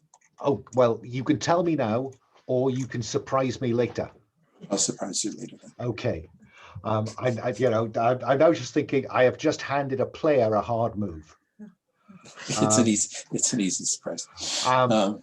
So I guess first question 1 then, get into the garage somehow unobserved, because there are these big kind of roller doors that secure the basement garage. So is that going to be Nadine using the hack to the system in the building that she's got, or is this going to be Anna doing it the old-fashioned way? If it's under electronic control, I'd rather have Nadine do it. Okay, Nadine. Yeah. She can do it with less Absolutely. And I notice you have selected a laptop, which is what you will need to hack. So so you are you would have the option of expertise if that was currently available to you. Yeah, but I don't. I'm still hangover. Will you include your stress dice? Yes, I will. Okay, let's see how this goes then. Oh, brilliant. So that goes very well. That goes very well. So this goes perfectly. I mean, what do we see you doing? There's just a kind of number pad beside this thing. So what do we see you doing? What does this look like? I'm hacking around on my laptop and I'm babbling about some Bluetooth protocol, blah, blah. And then And suddenly, yeah, suddenly the doors are open. so there's a kind of click as a magnetic bolt gives, and you can just raise this roller door and roll underneath it and close it neatly behind you, the three of you. So you're in this garage. There's no light down here. Maybe there's an emergency exit light over on one side. There are some people who've left their cars here overnight. Who knows why? But what do we see you doing, Matthew, now that you're inside the garage? I think he's looking to see if anybody's left a cattle prod around from when they're used. Well, of course, you could always just say you have a cattle prod. Okay, Yes. can I? Yeah. You just you just have to select it. There's Yeah. a thing for taser. I don't know if I've added cattle prod. You have taser. Taser, okay. Tasers, we all have tasers, I guess. Okay, well, you don't have to define it until it matters. Yeah. Right. Okay. So I think that he is just doing a quick perimeter sweep to see if like there's the light from the exit thing, but now he wants to see if there's an elevator and if if he can see elevator doors. Is it a key? Is it a button? I won't make you roll for that. I think that what you will see is at the far end of the garage, which, you know, when you think about, there's the camera up there and the camera up there that you were using to watch. It's focused on the far end of the parking space, and there's an elevator. Looks like a freight elevator, you know, one of those ones with those interlocking kind of doors, that kind of mesh doors that close across the front of it. So that is at the far end. There is an emergency exit beside that lift entry, and another one to one side of the parking space. Yeah, so there's a number of ways out. It's never a bad thing. Okay. Yeah. Yeah. So what do we see you doing, Matthew? Now you've got that information. I think he's gonna kind of like cut through the vans, find a slightly not totally out in the open way through the vans to the lift. Part of me wonders if like, should we block one of the doors? I know that sometimes lots of ways out are good. We don't necessarily have to take the lift down. If the stairs will go down, it may be a quieter way of getting there. They had to use the lift because they're transporting something large and hostile. Should we send the lift down first with something? Like if we have a smoke bomb or a grenade or something? No, I'd rather be silent until it's impossible. Okay. Shall we deactivate the lift so that they can't use it to escape? Would that mean that you can't use it to escape as well? That's true. I'd prefer to keep all of the back doors open right now. Okay. I don't think, if anybody's down in there, I don't think escaping is going to be something that they're going to be trying to do. Well, my only other question then is whether you are trying to stay out of the view of the cameras as you head towards the far end of the parking space. Okay, Matthew, let's start with you then. Let's see whether the cameras are going to pick you up, because we don't know who else might be watching. So I'm not sure. I don't think disguise fits sneaking. Okay. So I think you're just using the central dice, unless you want to include your stress dice. Yeah, I don't think I want any more heat just at the minute. So we're gonna. So it's just the central dice. Oh no, I mean like I think I will use stress so that we don't. Okay. Oh, so you don't fail. Attract Yeah, attention. Fine, Yeah. Fine. Ooh. Oh, this is nobody. What a bitch. So that those dice are not being kind to you. So your best roll is a 3. You fail or succeed at a cost or after a hard choice the GM will describe. The only way that you think that you can avoid being seen on that camera is if you cut the cable. So that is the Oh. cost of not being seen. Okay, Yeah. so I would need to roll to figure out if that happens. No, Or that would happen. Yeah. okay. The cost is heat. Mm, Yeah. Because the heat is I'm going to mark heat because someone at some point is going to notice that camera went down. mm. Okay. Or you So, can yeah. fail and just be caught anyway. Yeah. It feels like if you're cool with the heat, then I'm cool cutting the camera. Or if you think, or if you'd rather us be spotted, like to get us at least to not blow our cover immediately.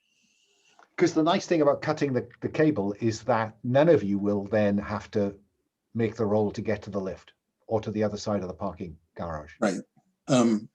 Right. So, well, I'll just establish that for this audience to say, Nadine's that one's not under control. Yeah. Is that one hardwired? And Nadine can say, yeah. Yeah, I guess. Yeah. Okay. Otherwise, I guess we would have already tried this, right? Yeah. Uh, No, presumably, yeah. Yeah. If we could see further in, we would have done that. Now, what I'm going to make you do, though, I think as well, just as a slight cost for this, Matthew, is I need you to select a piece of equipment with which to cut the cable. Okay. I don't know, one of many knives, a machete, you know, Yeah. have a look and see what we see you cutting this cable with.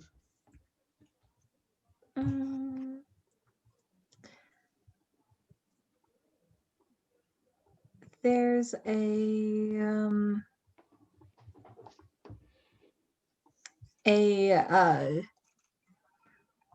toolkit that he has, and it's just like it's just got like a Swiss Army knife, and he just pulls out. It's got more than that. I mean, it takes up two equipment slots. So it's but when it says intimate, it means that it also has enough sharp or heavy things in it to make an attack up close and personal. Oh, okay. Okay. So does that mean that, and then are these one use if it uses 2 slots, then that means that you've now filled up 3 of your 6 available equipment slots. Okay. So you sure you want to go with that one rather than just a knife? Okay. Is there a knife that is there's a fire axe and a Yes, fire... there's knives come several. Oh, okay. Yeah. Yes, maybe I'm looking in the wrong menu for some reason. No, it just scrolls down quite a long way. Oh, okay. Yes, knives, several would be fantastic. Okay, so select that one, get rid of your toolkit, and then you've only used 2 of your 5 available. Okay. Yes. And those are hand to hand, or they're thrown. Okay. Okay, Nadine. We've seen Matthew cut the hardwired camera. What do we see you? How are you getting across the parking garage and looking cool while you do it? Well, I have seen her cut the cable, so I'm not actually that careful anymore. Fine. So an odd shouldn't walk down the center of the parking garage. Yeah. Towards the lift. And I guess, Anna, are you doing the same? Yes, of course. So what is clear is there's a lift, next to it an emergency exit, which appears to be bolted from your side.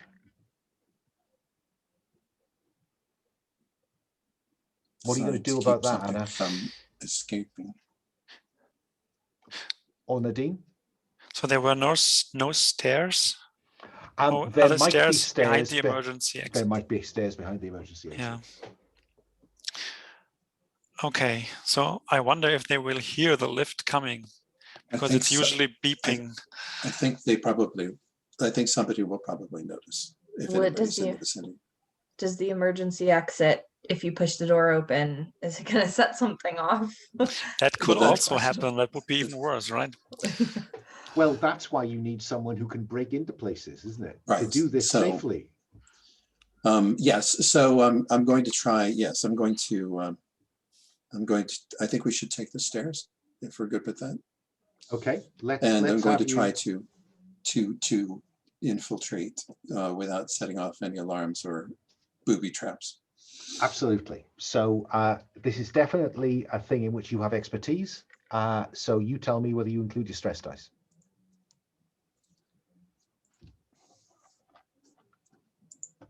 But I think I do need you now to select the breaking and entering kit. Fair enough. It's never far from my. Absolutely, and it's hands. Cute. It's not very bulky either, which is great. No, it's so you've got your expertise and something to exert leverage. Yes, I have expertise, and I think I'm rolling the stress die because I hate failing. Where you don't fail, you succeed with no obvious cost or benefit. So all three of you slide through this this locked emergency door, and there are indeed a set of stairs going down, concrete stairs going down into the darkness. And I'm just looking at the time. I think now might be a good time to take our second commercial break. It's 3 minutes to, back at 5 minutes past. I'll see you then. See ya. Okay, back from our final break. I think that, that was a good commercial break. You've slipped into these stairs, going down the concrete stairs into the darkness. I think this is a good time to just ask you a question, each of you a question. I'm curious, Anna, which member of the team do you care most about? Based on what we've now seen of them and you.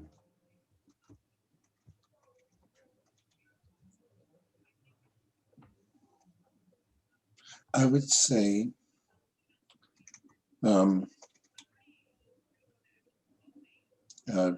confining to the people that are here.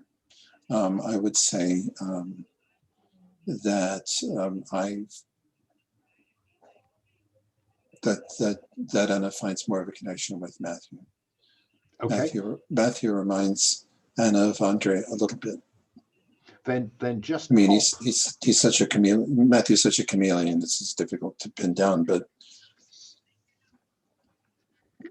he's not dissimilar to Andre in some ways, and so. Okay, well, just put Matthew in that box, and then let me ask Nadine, which of the other two do you care most about at this point?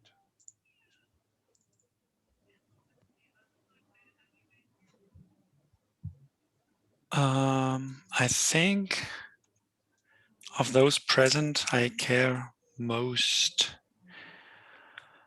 about Anna. I'm curious. Cool hand, Anna. Somehow I can relate to her due to her feelings for her ex-husband, because it's kind of feels vaguely similar to my situation, even though it's completely different. No, okay, no, I go with that. So put Anna in there. I suppose I'm not surprised it's not Matthew, given the reaction you had to Matthew's attempting to have a joke about your time together previously. Yeah. Matthew, question to you: which of the other two do you care most about at this point? It's interesting. But yeah, especially if it's this group here, there's kind of almost an equal argument for both. But I will, I think I'll say, I mean, he and Anna did the you know, he was there when she got poisoned basically, and had to run out on her and not quite save her. But so I think he respects Anna in like a kind of still slightly scared of her way. Like he definitely respects what she can do. But I think that he cares a bit more, like feels a bit more protective about Nadine, even though given their past experience and the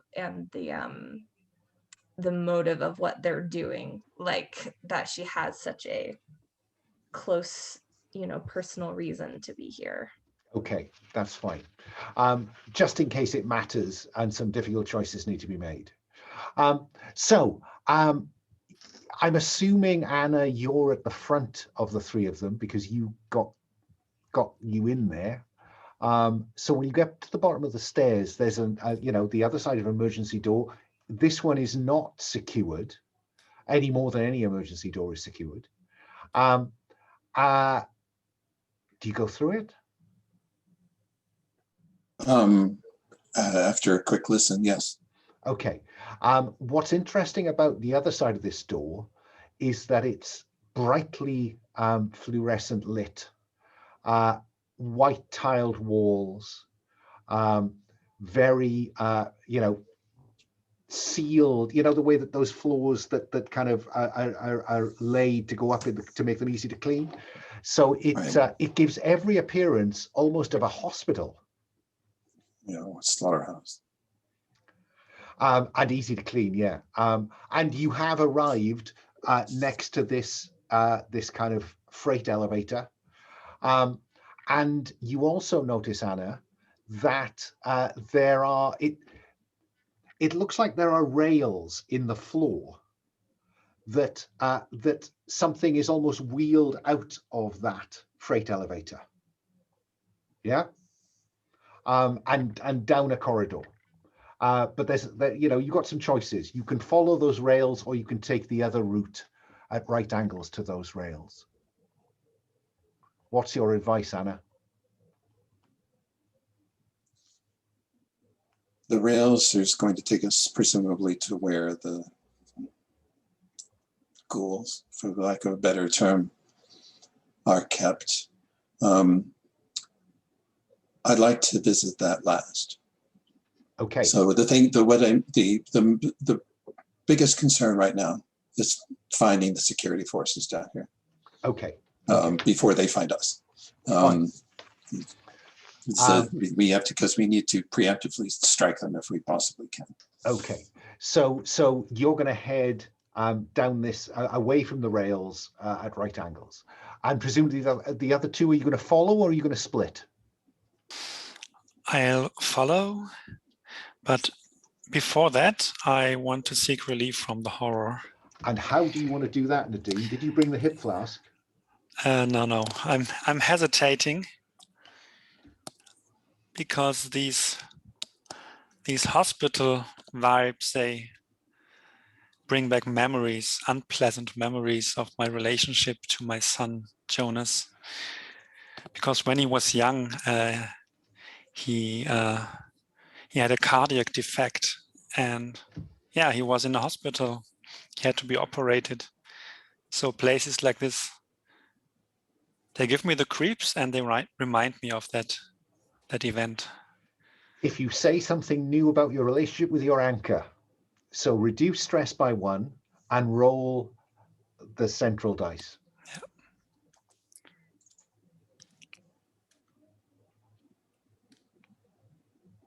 A 4. So on a 1+, add them to the conspiracy target list. And as maybe you're saying to Matthew, I hate these places. It reminds me when Johan was ill. And we will have a sharp cut to Johan coming home. I think he's going a bit off the rails, wasn't he? So I think he's probably had a bit to drink. And he's with some friends. And we'll just see a black sedan just coming down the road behind him. So you'll find a box on the character sheet that tells us that Johan is now a target. That is by far the Marked it. easiest way to reduce stress, folks, just so you know. Just throw your anchor under the bus. Okay. You have to do it again for them to take him off the street, but just be aware. You know, I will assume that you other two will interrupt me if you want to do something similar. Right. Okay. So you're heading down here. I think I need you to make the roll for everyone here, too, because I think this is avoiding detection. Yeah. Yeah. So when you avoid roll, this I think is fieldcraft. Being a soldier, I think that you know, doing soldierly things counts here. So I think you're rolling with expertise, and you can include the stress dice to improve your chances, of course. And the good thing I did. So stress gives you success. So yeah, you don't attract any attention. On 4+, your cover holds, or you don't attract any unwanted attention. So if there is somebody keeping an eye on the monitors, on any camera you see, they're clearly not looking. But because the stress dice came up highest, you do need to roll for stress, I'm afraid. Okay. So re-roll the green one.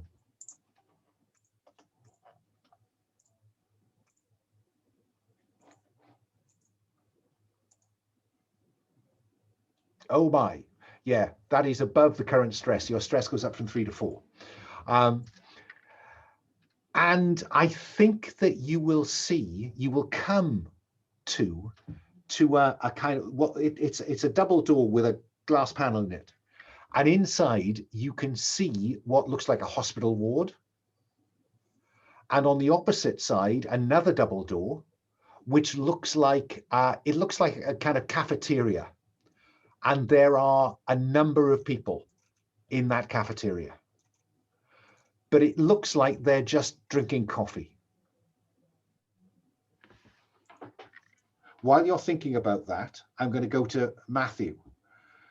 Matthew, you see two look in this one and then cut across the corridor to look in the other one. So you're left by the door going into the hospital ward. What do you want to do, Matthew?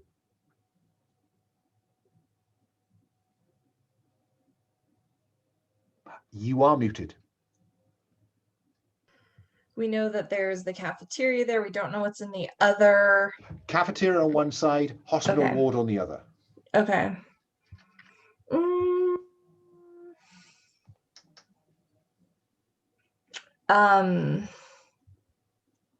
Is there anything that he can see in the cafeteria? Like, is it worth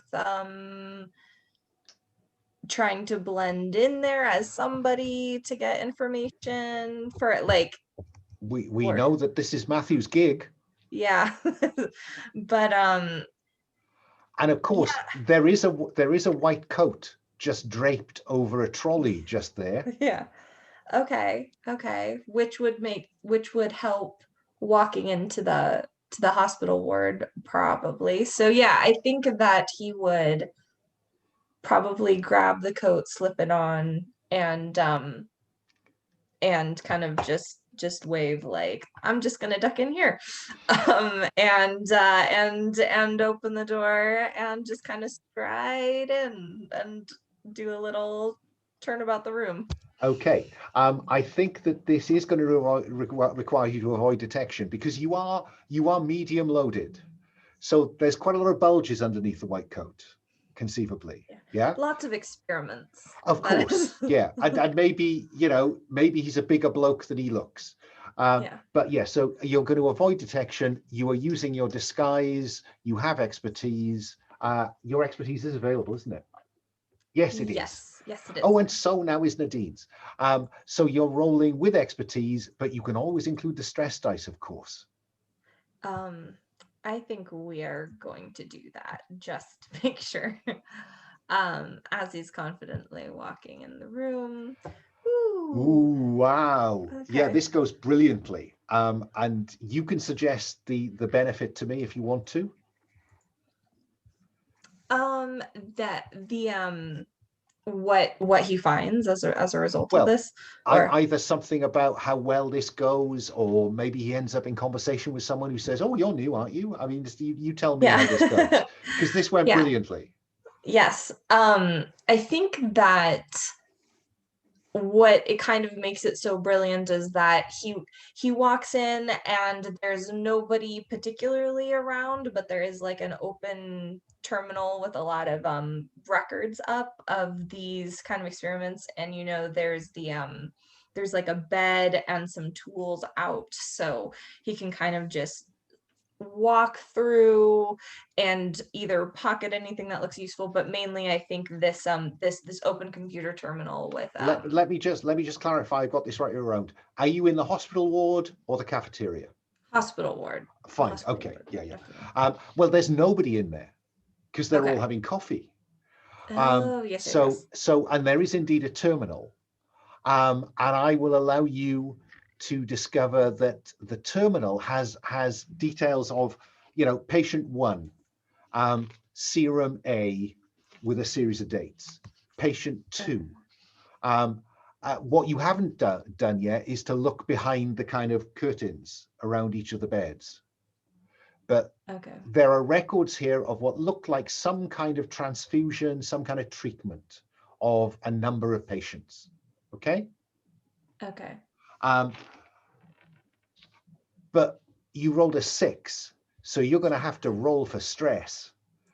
And I think what makes you roll for stress is behind one of the curtains, you hear a kind of. So would you roll for stress? That is exactly. I'm gonna. Ooh. Just stress is at 4. Okay.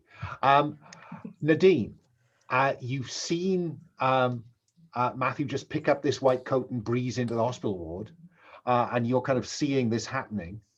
What do you want to do while 2 contemplates the cafeteria? I think I'll go to the hospital ward as well. Go on. What do you want to do in the hospital ward?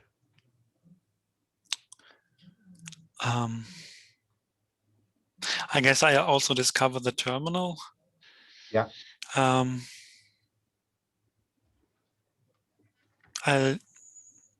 see if there are any security vulnerabilities so that I can actually hack into it, find out even more than we can see now. Okay, then I think you're rolling this digital intrusion, rolling with expertise. Do you want to include your stress dice? And I think this is rolling to investigate, because it sounds like you want to ask me a question. Yeah, I think I'll use stress because I'm back to a stress value of 1. Yeah, all it took was putting your son in the crosshairs. Yeah. Oh, wow, you lot are rolling such dice. Oh, I should have said, Matthew, remember when you roll a 6, mark intel. Yeah. So you are also going to mark intel, but you can also ask me 2 questions. But what I will tell you for nothing is that when you dig behind what was that kind of front database screen, you will discover some names attached to these patients. And 2 of them are names from missing people that you picked up in London. Okay. Yeah. So you'll get that for nothing, but you have 2 more questions to ask me. And then something freaky might happen. Yeah. What documentation can I find out about these people that I can identify? What has happened to them? So basically, have they been used for their blood, or have they been transformed into ghouls? It appears that they have been given transfusions, and the transfusions are listed as from subject X, from subject Y, from subject Z. Yeah. And so it looks like they are the subject of experimentation. Yeah. Okay. All right. Do you want to ask me a second question before I tell you why you're going to roll for stress? I want to know what they have been given. Okay. So what is special about the blood? Okay, I think that I think that you will find some pictures of blood being taken from restrained ghouls. Mm-hmm. Yeah. So it does look as though there is some effort to convert people into ghouls. Okay. Yeah. And the reason you roll for stress is that at the bottom of the list is your husband's name. Oh, that's a good reason for stress. So would you roll for stress, please? Yes.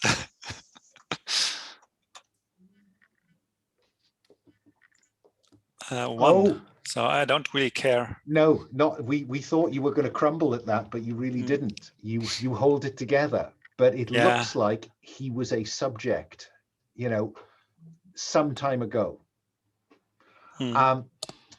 Let's go back to Anna. Anna, you're kind of watching the cafeteria. Yes. What do you do, or do you want to wait for something to happen? If they're sitting there having coffee and not bothering my friends, Yeah, that's optimal. Yeah. So I am going to act only if I'm basically keeping an eye on them, and if it looks like anybody's getting up to leave or something like that, I'm going to whisper Mike to the others, company coming. Well, that is exactly what they hear, because as you kind of think that through, one of these guys, and I'm going to go to cover myself. Okay, so there's probably just a cabinet against the wall that you can get behind, and it'll depend which way he turns, really. Right. Yeah. So let's have you avoid detection again then, and I think I will count fieldcraft as appropriate here. So you have expertise. I leave it to you to make a choice about stress. No stress this time, but a 6 all the same. The guy comes out and he's talking over his shoulder to someone, and he just breezes past you up the corridor, back towards the lift. Pays you no attention at all. It goes like a dream. Gain a point of intel, because there's something about his demeanor that will tell you something about the conspiracy at a later date. Maybe he looks very professional. Maybe you can pin it down to some contractor or not. I don't know, but you get a point of intel for that. So, what are you going to do, Matthew? You heard this behind the curtains. Are you not tempted to draw the curtains?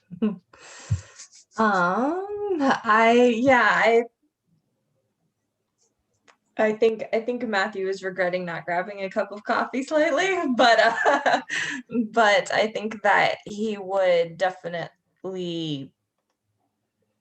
I mean, he's only on 4 stress. Yeah, actually, I think that he might have a brief flashback with the growler reminding him of the video that they saw and the crosses that everybody wore, and I think he might grab his like baptismal cross that he wears and remember his uncle, like trying to remember, like just briefly flashing back of like, okay, the last time did I do confession? That was a really long time ago. Okay. But I think that he will immediately think of the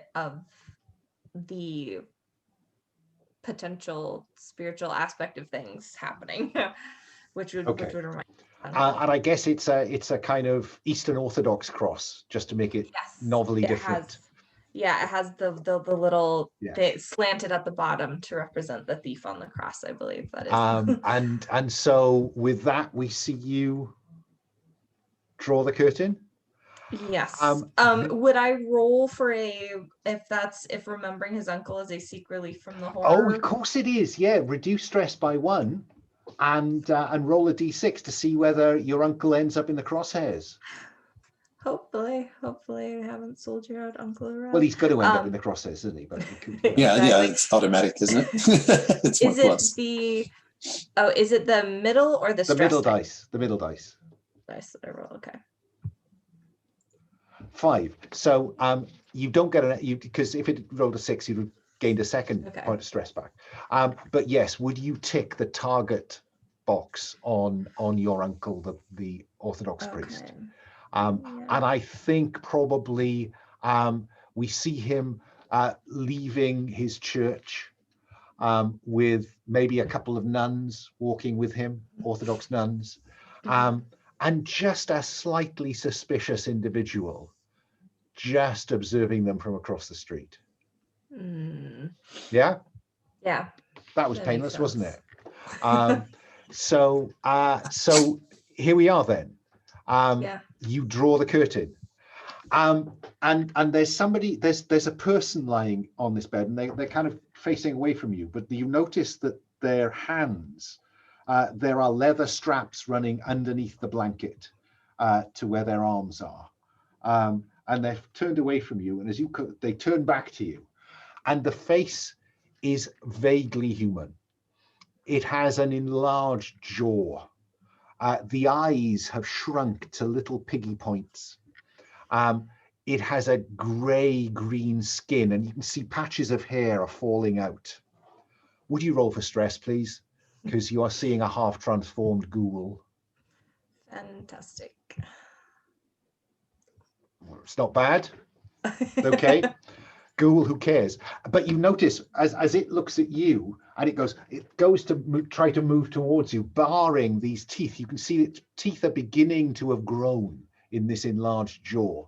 And the blanket-sized bite, you see the clawed hands, but then it sees the cross and it kind of shies away.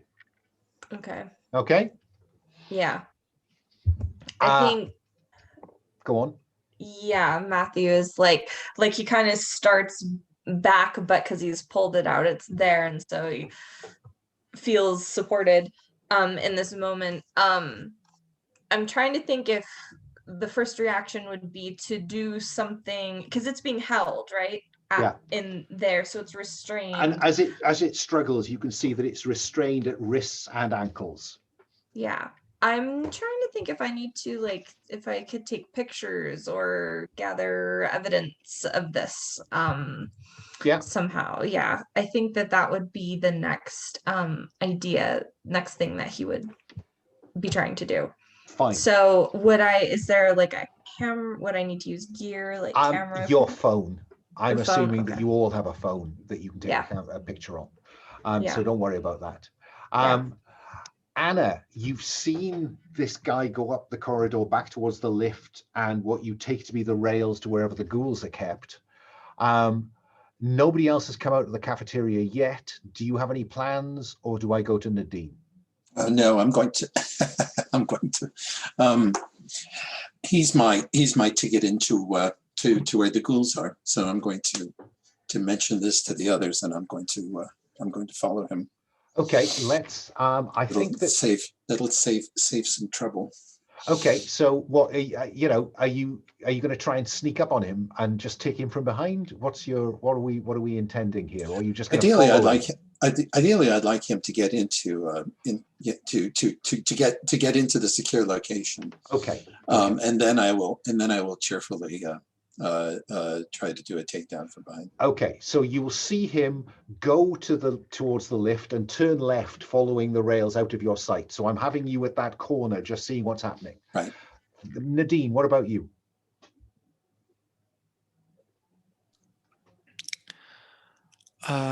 Yeah, I guess I know about what they've been doing now to these homeless people after Matt through the curtain. So I guess I observed that as well, right? Yeah. Oh, yeah. Yeah. Yeah, Matthew would be watch out. It's not quite the shock to you, so I won't make you roll for stress as well, but it is slightly freaky. And the disturbance caused with that one, you can hear, the others, the other three beds. Clearly, there are others in those beds, and they begin to shake their shackles, so to speak. Yeah. That is probably when you notice that they're all connected up to a monitor, and you can see that their heart rates are going up. Okay. I think I'll try to hack the monitor, because I have the suspicion if there might be some alerting system. If the heartbeat goes too high, then the people in the cafeteria will probably get an alert. That is exactly so. Either you leave and let them calm down, or you stay and risk the monitor's alarms going off. Yeah? Mm. So let's have you digitally intrude in the monitor system then. All right. So I will use my expertise and I will use stress. Go for it. Oh, that's 5, but because your stress is equal to or higher than, you are going to roll for stress. But yeah, you have averted that. Either you've disconnected it or the alarm is not going to go off. Yeah, but do roll for stress, please. Yeah. With the stress die? Or? Yeah, just roll the stress die and hope it comes down low. Oh, okay. So stress goes up by 1. Nothing like a 6 to push your stress up. No sooner have you pushed your son under the bus, but your stress all still starts coming up. Let's cut then. We'll see what you two are going to carry on doing in this ward in a minute. We go back to Anna around the corner. This guy is reaching into his pocket and obviously getting some kind of pass key out. And you will have noticed the bulge under his armpit at this point, so he is armed. And he's heading towards a large door, which clearly has some kind of digital, swipe card entry. What do you do?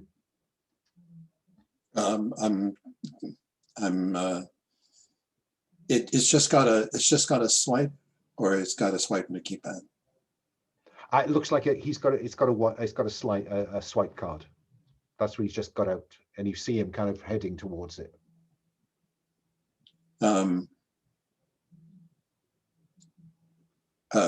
Ideally, I'd like him to open the door. Okay. But I'm going to come up close behind him to follow him through the door. Okay. So I'm alert to him. Of course, I'm alert to his attention. Of course. So he swipes it through. Let me have you avoid detection to see if you get close enough to slide through with him, or whether he's going to turn around before he gets through the door. Yeah? I'll give you fieldcraft. Oh, that goes perfectly. But of course, when he turns to, when you see him go through, you get up close. Again, you can notice the bite marks in his neck. So you are going to roll for stress on that 6, but you have, you get a benefit out of this. It goes brilliantly. And you also mark intel. So rolling stress. Oh, you're cool. I'm already hot. Indeed. That's the great advantage of this game, is the higher your stress gets, the less likely it is to go up. Every cloud. So you see the bite marks. Right. You're getting used to that now. It doesn't give you any stress. But if this goes perfectly, you can do what you like as he goes through this door. Okay. So I'm just going to silently, before the door swings to, I am silently through it. And I'm still closely observing him. I think at this point you have the drop on him. Okay. But if you don't use the drop, because he's literally half a step in front of you. Okay. I will. Is this a TV show? Of course, it's a TV show. Okay, right. Well, then I'll hit him with a sleeper hold then. I'm going to let that happen because you did brilliantly on listening. If that stretches credulity, I'm prepared to go with it. If it stretches credulity, This is kind of a hard. This is kind of a nasty TV show, isn't it? Yeah, it's more hard bitten than that, perhaps. All right. So I'm going to. I'll pop a point of gear. And I'll pull out my silenced automatic and shoot him twice in the back of the head. Fine. And he goes down like a sack of potatoes. He goes down like a sack of potatoes. The 2 other people in the room do get up and turn towards you. I'll cut back to you in a moment. You will hear just a running commentary. But what are you going to do, Nadine? You've silenced the alarm, so you can stay here as long as you like. Yeah. Well, until, you know, a nurse comes for some kind of check, maybe. I want to have a word with Matt to discuss what we could do now. Go on. So what do you think? I think he's like, you know, I've got evidence of this. Exactly, but there's no connection to mistress, right? Yeah. Not here anyway. Yeah. It looks like we might need to get to an office, to a central, probably if we heard that, you know, 2 has company down the hall. We might need there. You silence the alarms, so we're probably good here for a little bit. Yeah, unless you want me to duck across and see if I can get any info from someone else. If you want to back up too, or we can both just go that way. Remember, the conceit of this game is that you Yeah. will always get a lead, either from Mm. intel or from some piece of information that suddenly makes sense. Yeah. So don't feel you have to be searching for a piece of paper that says, and mistress's address is. True. Yeah. I think that Matthew's instinct after uncovering something slightly horrifying would be like, you okay? All right, we need to go back up. Anna, because it sounds like she's about to, you know, announce our entrance any minute. I agree. Okay. So you're making your way back towards where Anna is. Okay. Anna, these two people stand up in the room and turn towards you. What do you do? I put them down. I've Okay. committed myself at this point. Okay, let us have you confront the conspiracy or its pawns. So you want to kill these people. You're using your silenced automatic. You are rolling with expertise, and you can include your stress dice if you want to. Mm-hmm. But I am going to need you to roll the top right pink dice as well, because they are also armed. Oh, sorry, the top right die didn't roll straight. Okay, I couldn't get the top right die to roll for some reason. Shall I do it? Yes, go ahead. Okay, so your best outcome on is a 4. It's with the stress dice, so your stress will go up by 1. On a 4 or 5, you succeed with no obvious complications or benefit, apart from the fact that they shoot at you. Because that pink die is at least as good as your best option, you are facing a consequence. And this consequence is roll a d6 to see what consequence there is for you. High would be good. That's good. Okay.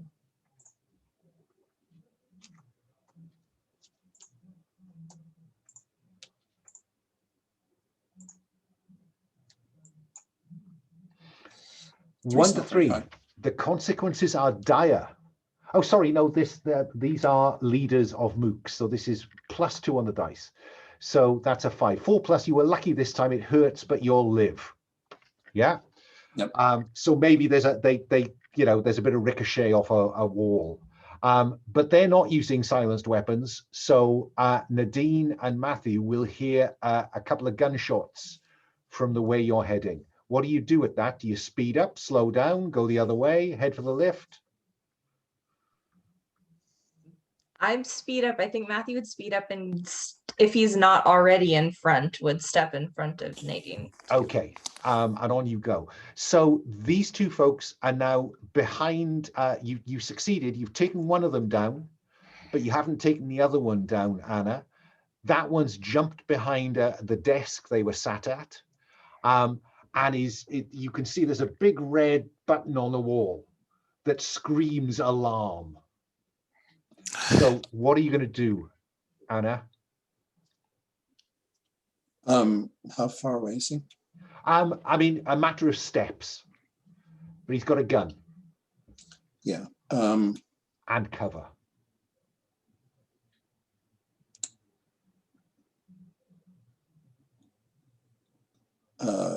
Yeah, the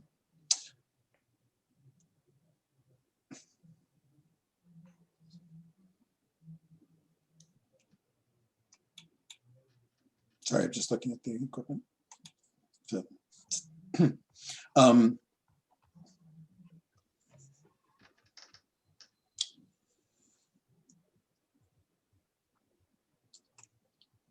he's got cover, but the button doesn't. But the button's not behind his cover.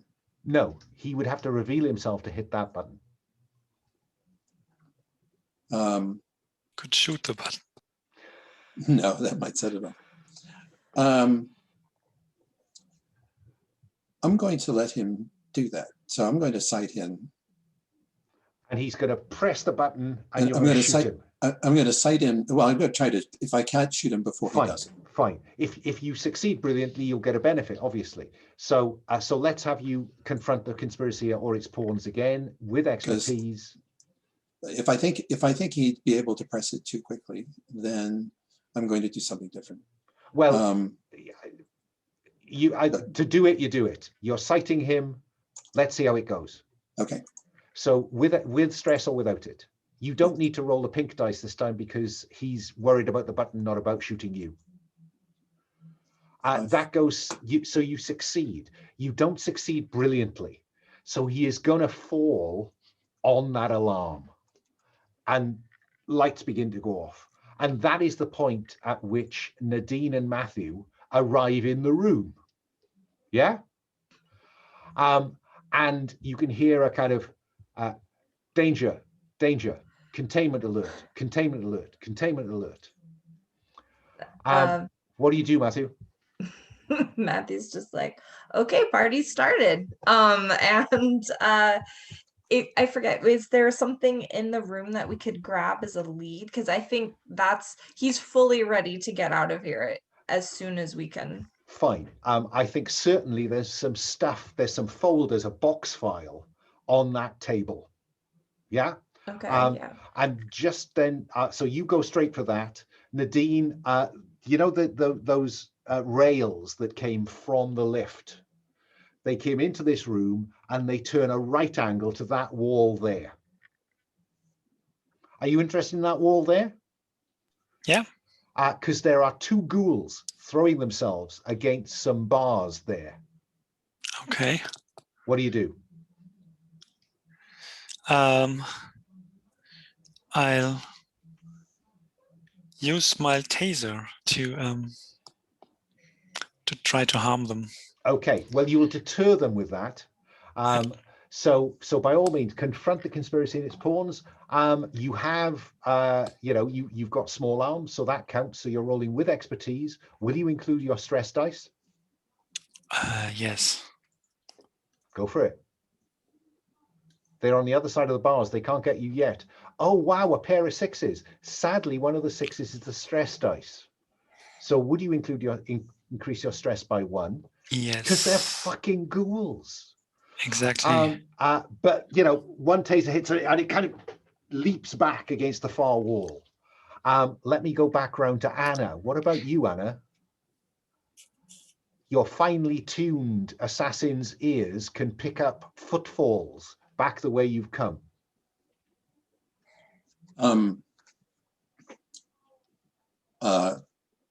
Right. Okay. Objective at this point. Objective is to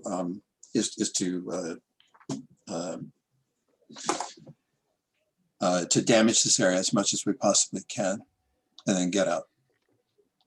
Works for me. So what I'm going to do,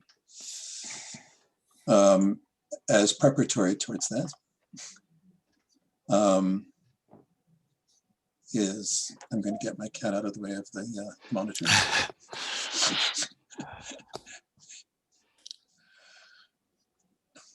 Okay, and I've got just enough slots for this. Good. So I'm going to unshoulder my assault rifle. Now, you went for a single benefit of tech toys for the safe house, so you don't automatically have access to an automatic weapon. Oh, okay. Sorry. You would have to call in a flashback to a contact getting you access to an automatic weapon. Now, I'll tell you now that calling in a contact is going to cost you a point of stress, and I've just noticed where your stress is at. So what do you want to do something first? Oh my goodness, I didn't realize Anna was up there. Well, it just happened recently. Okay. Okay, so all right, so heavy weapons requires contact. Yeah. So yeah.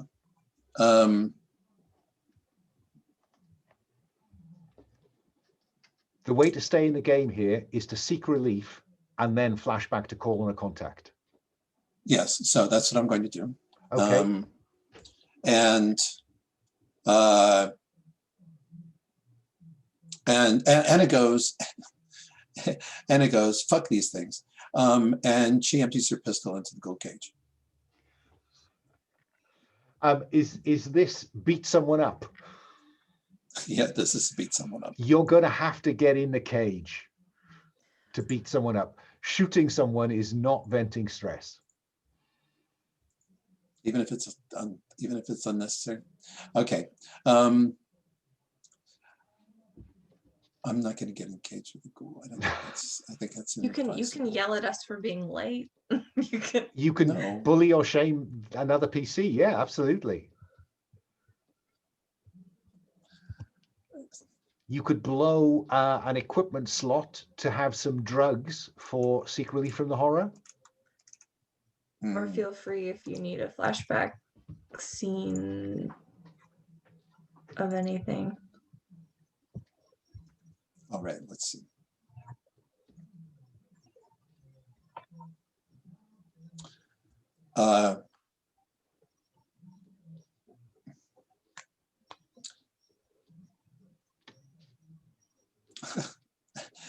I think Adam says, I thought you motherfuckers would never show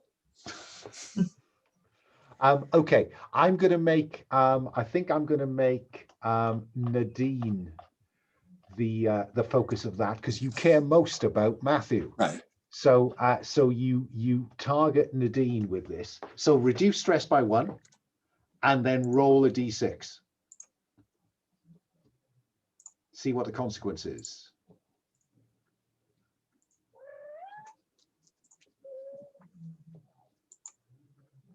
On a 4+, and they are an operator, your words hit them really hard. They, i.e. Nadine, rolls for stress. Oh, wait, you're muted. Yeah, thanks. So, stress.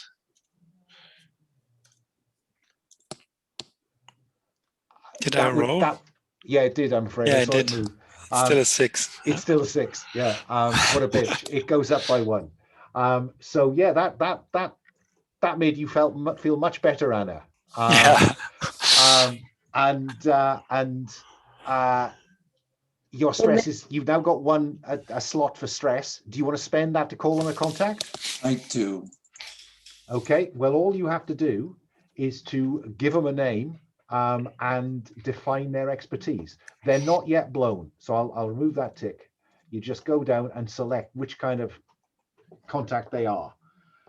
Presumably a criminal contact providing you with illegal heavy weapons stuff in Germany. Yes, Uwe Schmidt. Okay, so click the criminal, select criminal in that slot. Yep, I did. Oh, I may have unselected, sorry. Okay, so we flash back to a scene where, you know, he's handing over this duffel bag. What's in it? An assault rifle and some grenades. Well, sadly, only the one thing. Oh, only one thing. Yeah, Germany's not that lax. So which heavy weapon do you want? It seems to me the machine, the assault rifle. Okay.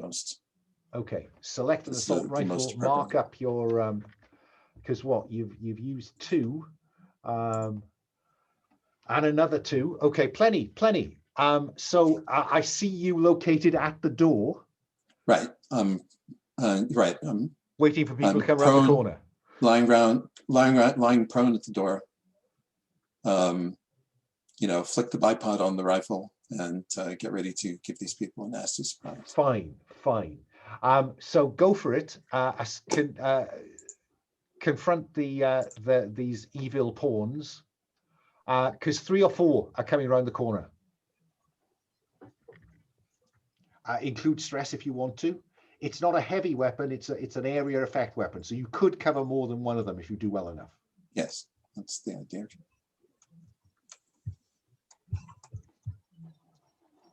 Heavy weapons are kind of ridiculous, except in very special circumstances.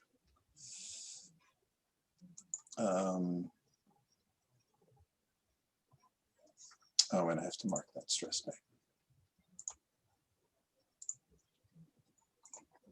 Yeah, balling them out had an effect, rather transitive. Oh, 6. So you will take them down or drive them to cover. Take your pick. Take them down.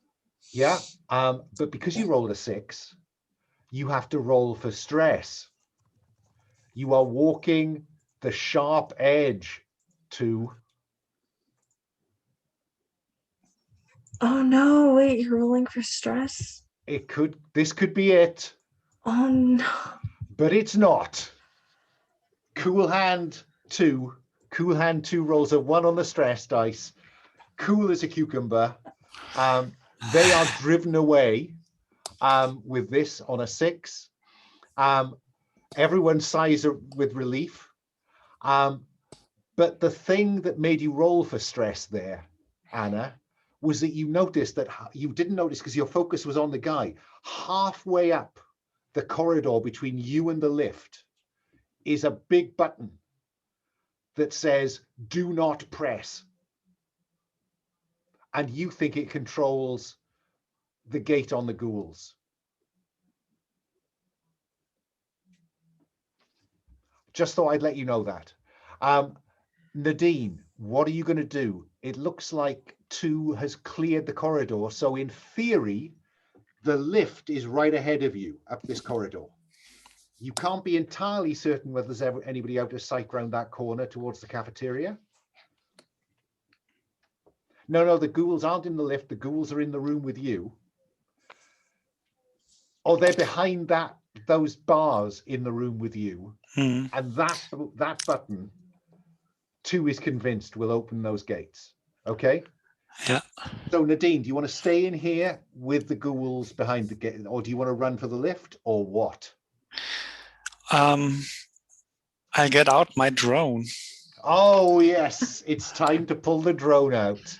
This is actually a harmless drone. It's really only for surveillance. So okay, I want to see whether the way is clear. Fine, I will let you roll with expertise to see around that corner, in effect. Yeah. So go ahead. Include stress if you want to. No, not this time. That goes perfectly. The drone, you've got to, it probably comes back to your phone. It just flips around the corner, comes back, flips, comes back.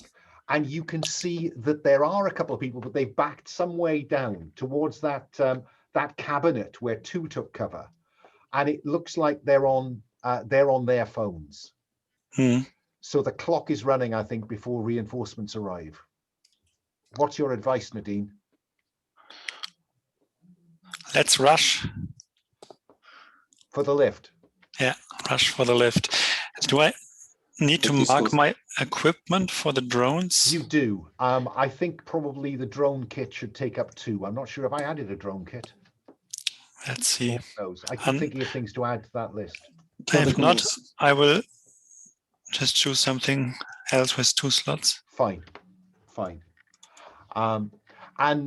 So Nadine has cleared the way, is pretty sure that you could just run across into the lift with a bit of luck. Yes? There's a surveillance drone here, but it doesn't have any slots. Oh, really? That was silly of me. All right. Oh, so it doesn't. I think I was going to give it 2. 1, so there's several of them. Okay, I will just Don't mark worry about 2. it. Don't worry about it. Yeah. You've got plenty of space. Yeah. Matthew, what are you going to do? I think he's grabbing the box of folder of info, but I think as they're running, he might want to hit the button to let them out. We can unleash a little chaos here because they had to use cattle prods to fend them off anyway. So okay, so let's see how well that goes. I think this is a chance where each of you needs to flee for your life, because that sounds like what you're doing. Get out at all costs. Absolutely. Yeah. Matthew, we might. These schools are a resource of theirs. Well, talk to Matthew in a minute. Yeah. Let me come to Nadine first. Okay. Nadine seems up to fleeing for her life. So Nadine, let's have you do that. So I don't know. Have you got any expertise in fleeing? Unless it's covered by spycraft, I don't. Nah, I don't think so. I don't think so. I think you're just rolling, the central dice and the stress one if you want to.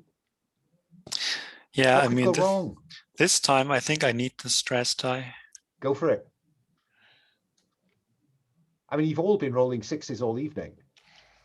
You do succeed, but you succeed on the basis of your stress die. Yeah. So your stress goes up by 1, 4+.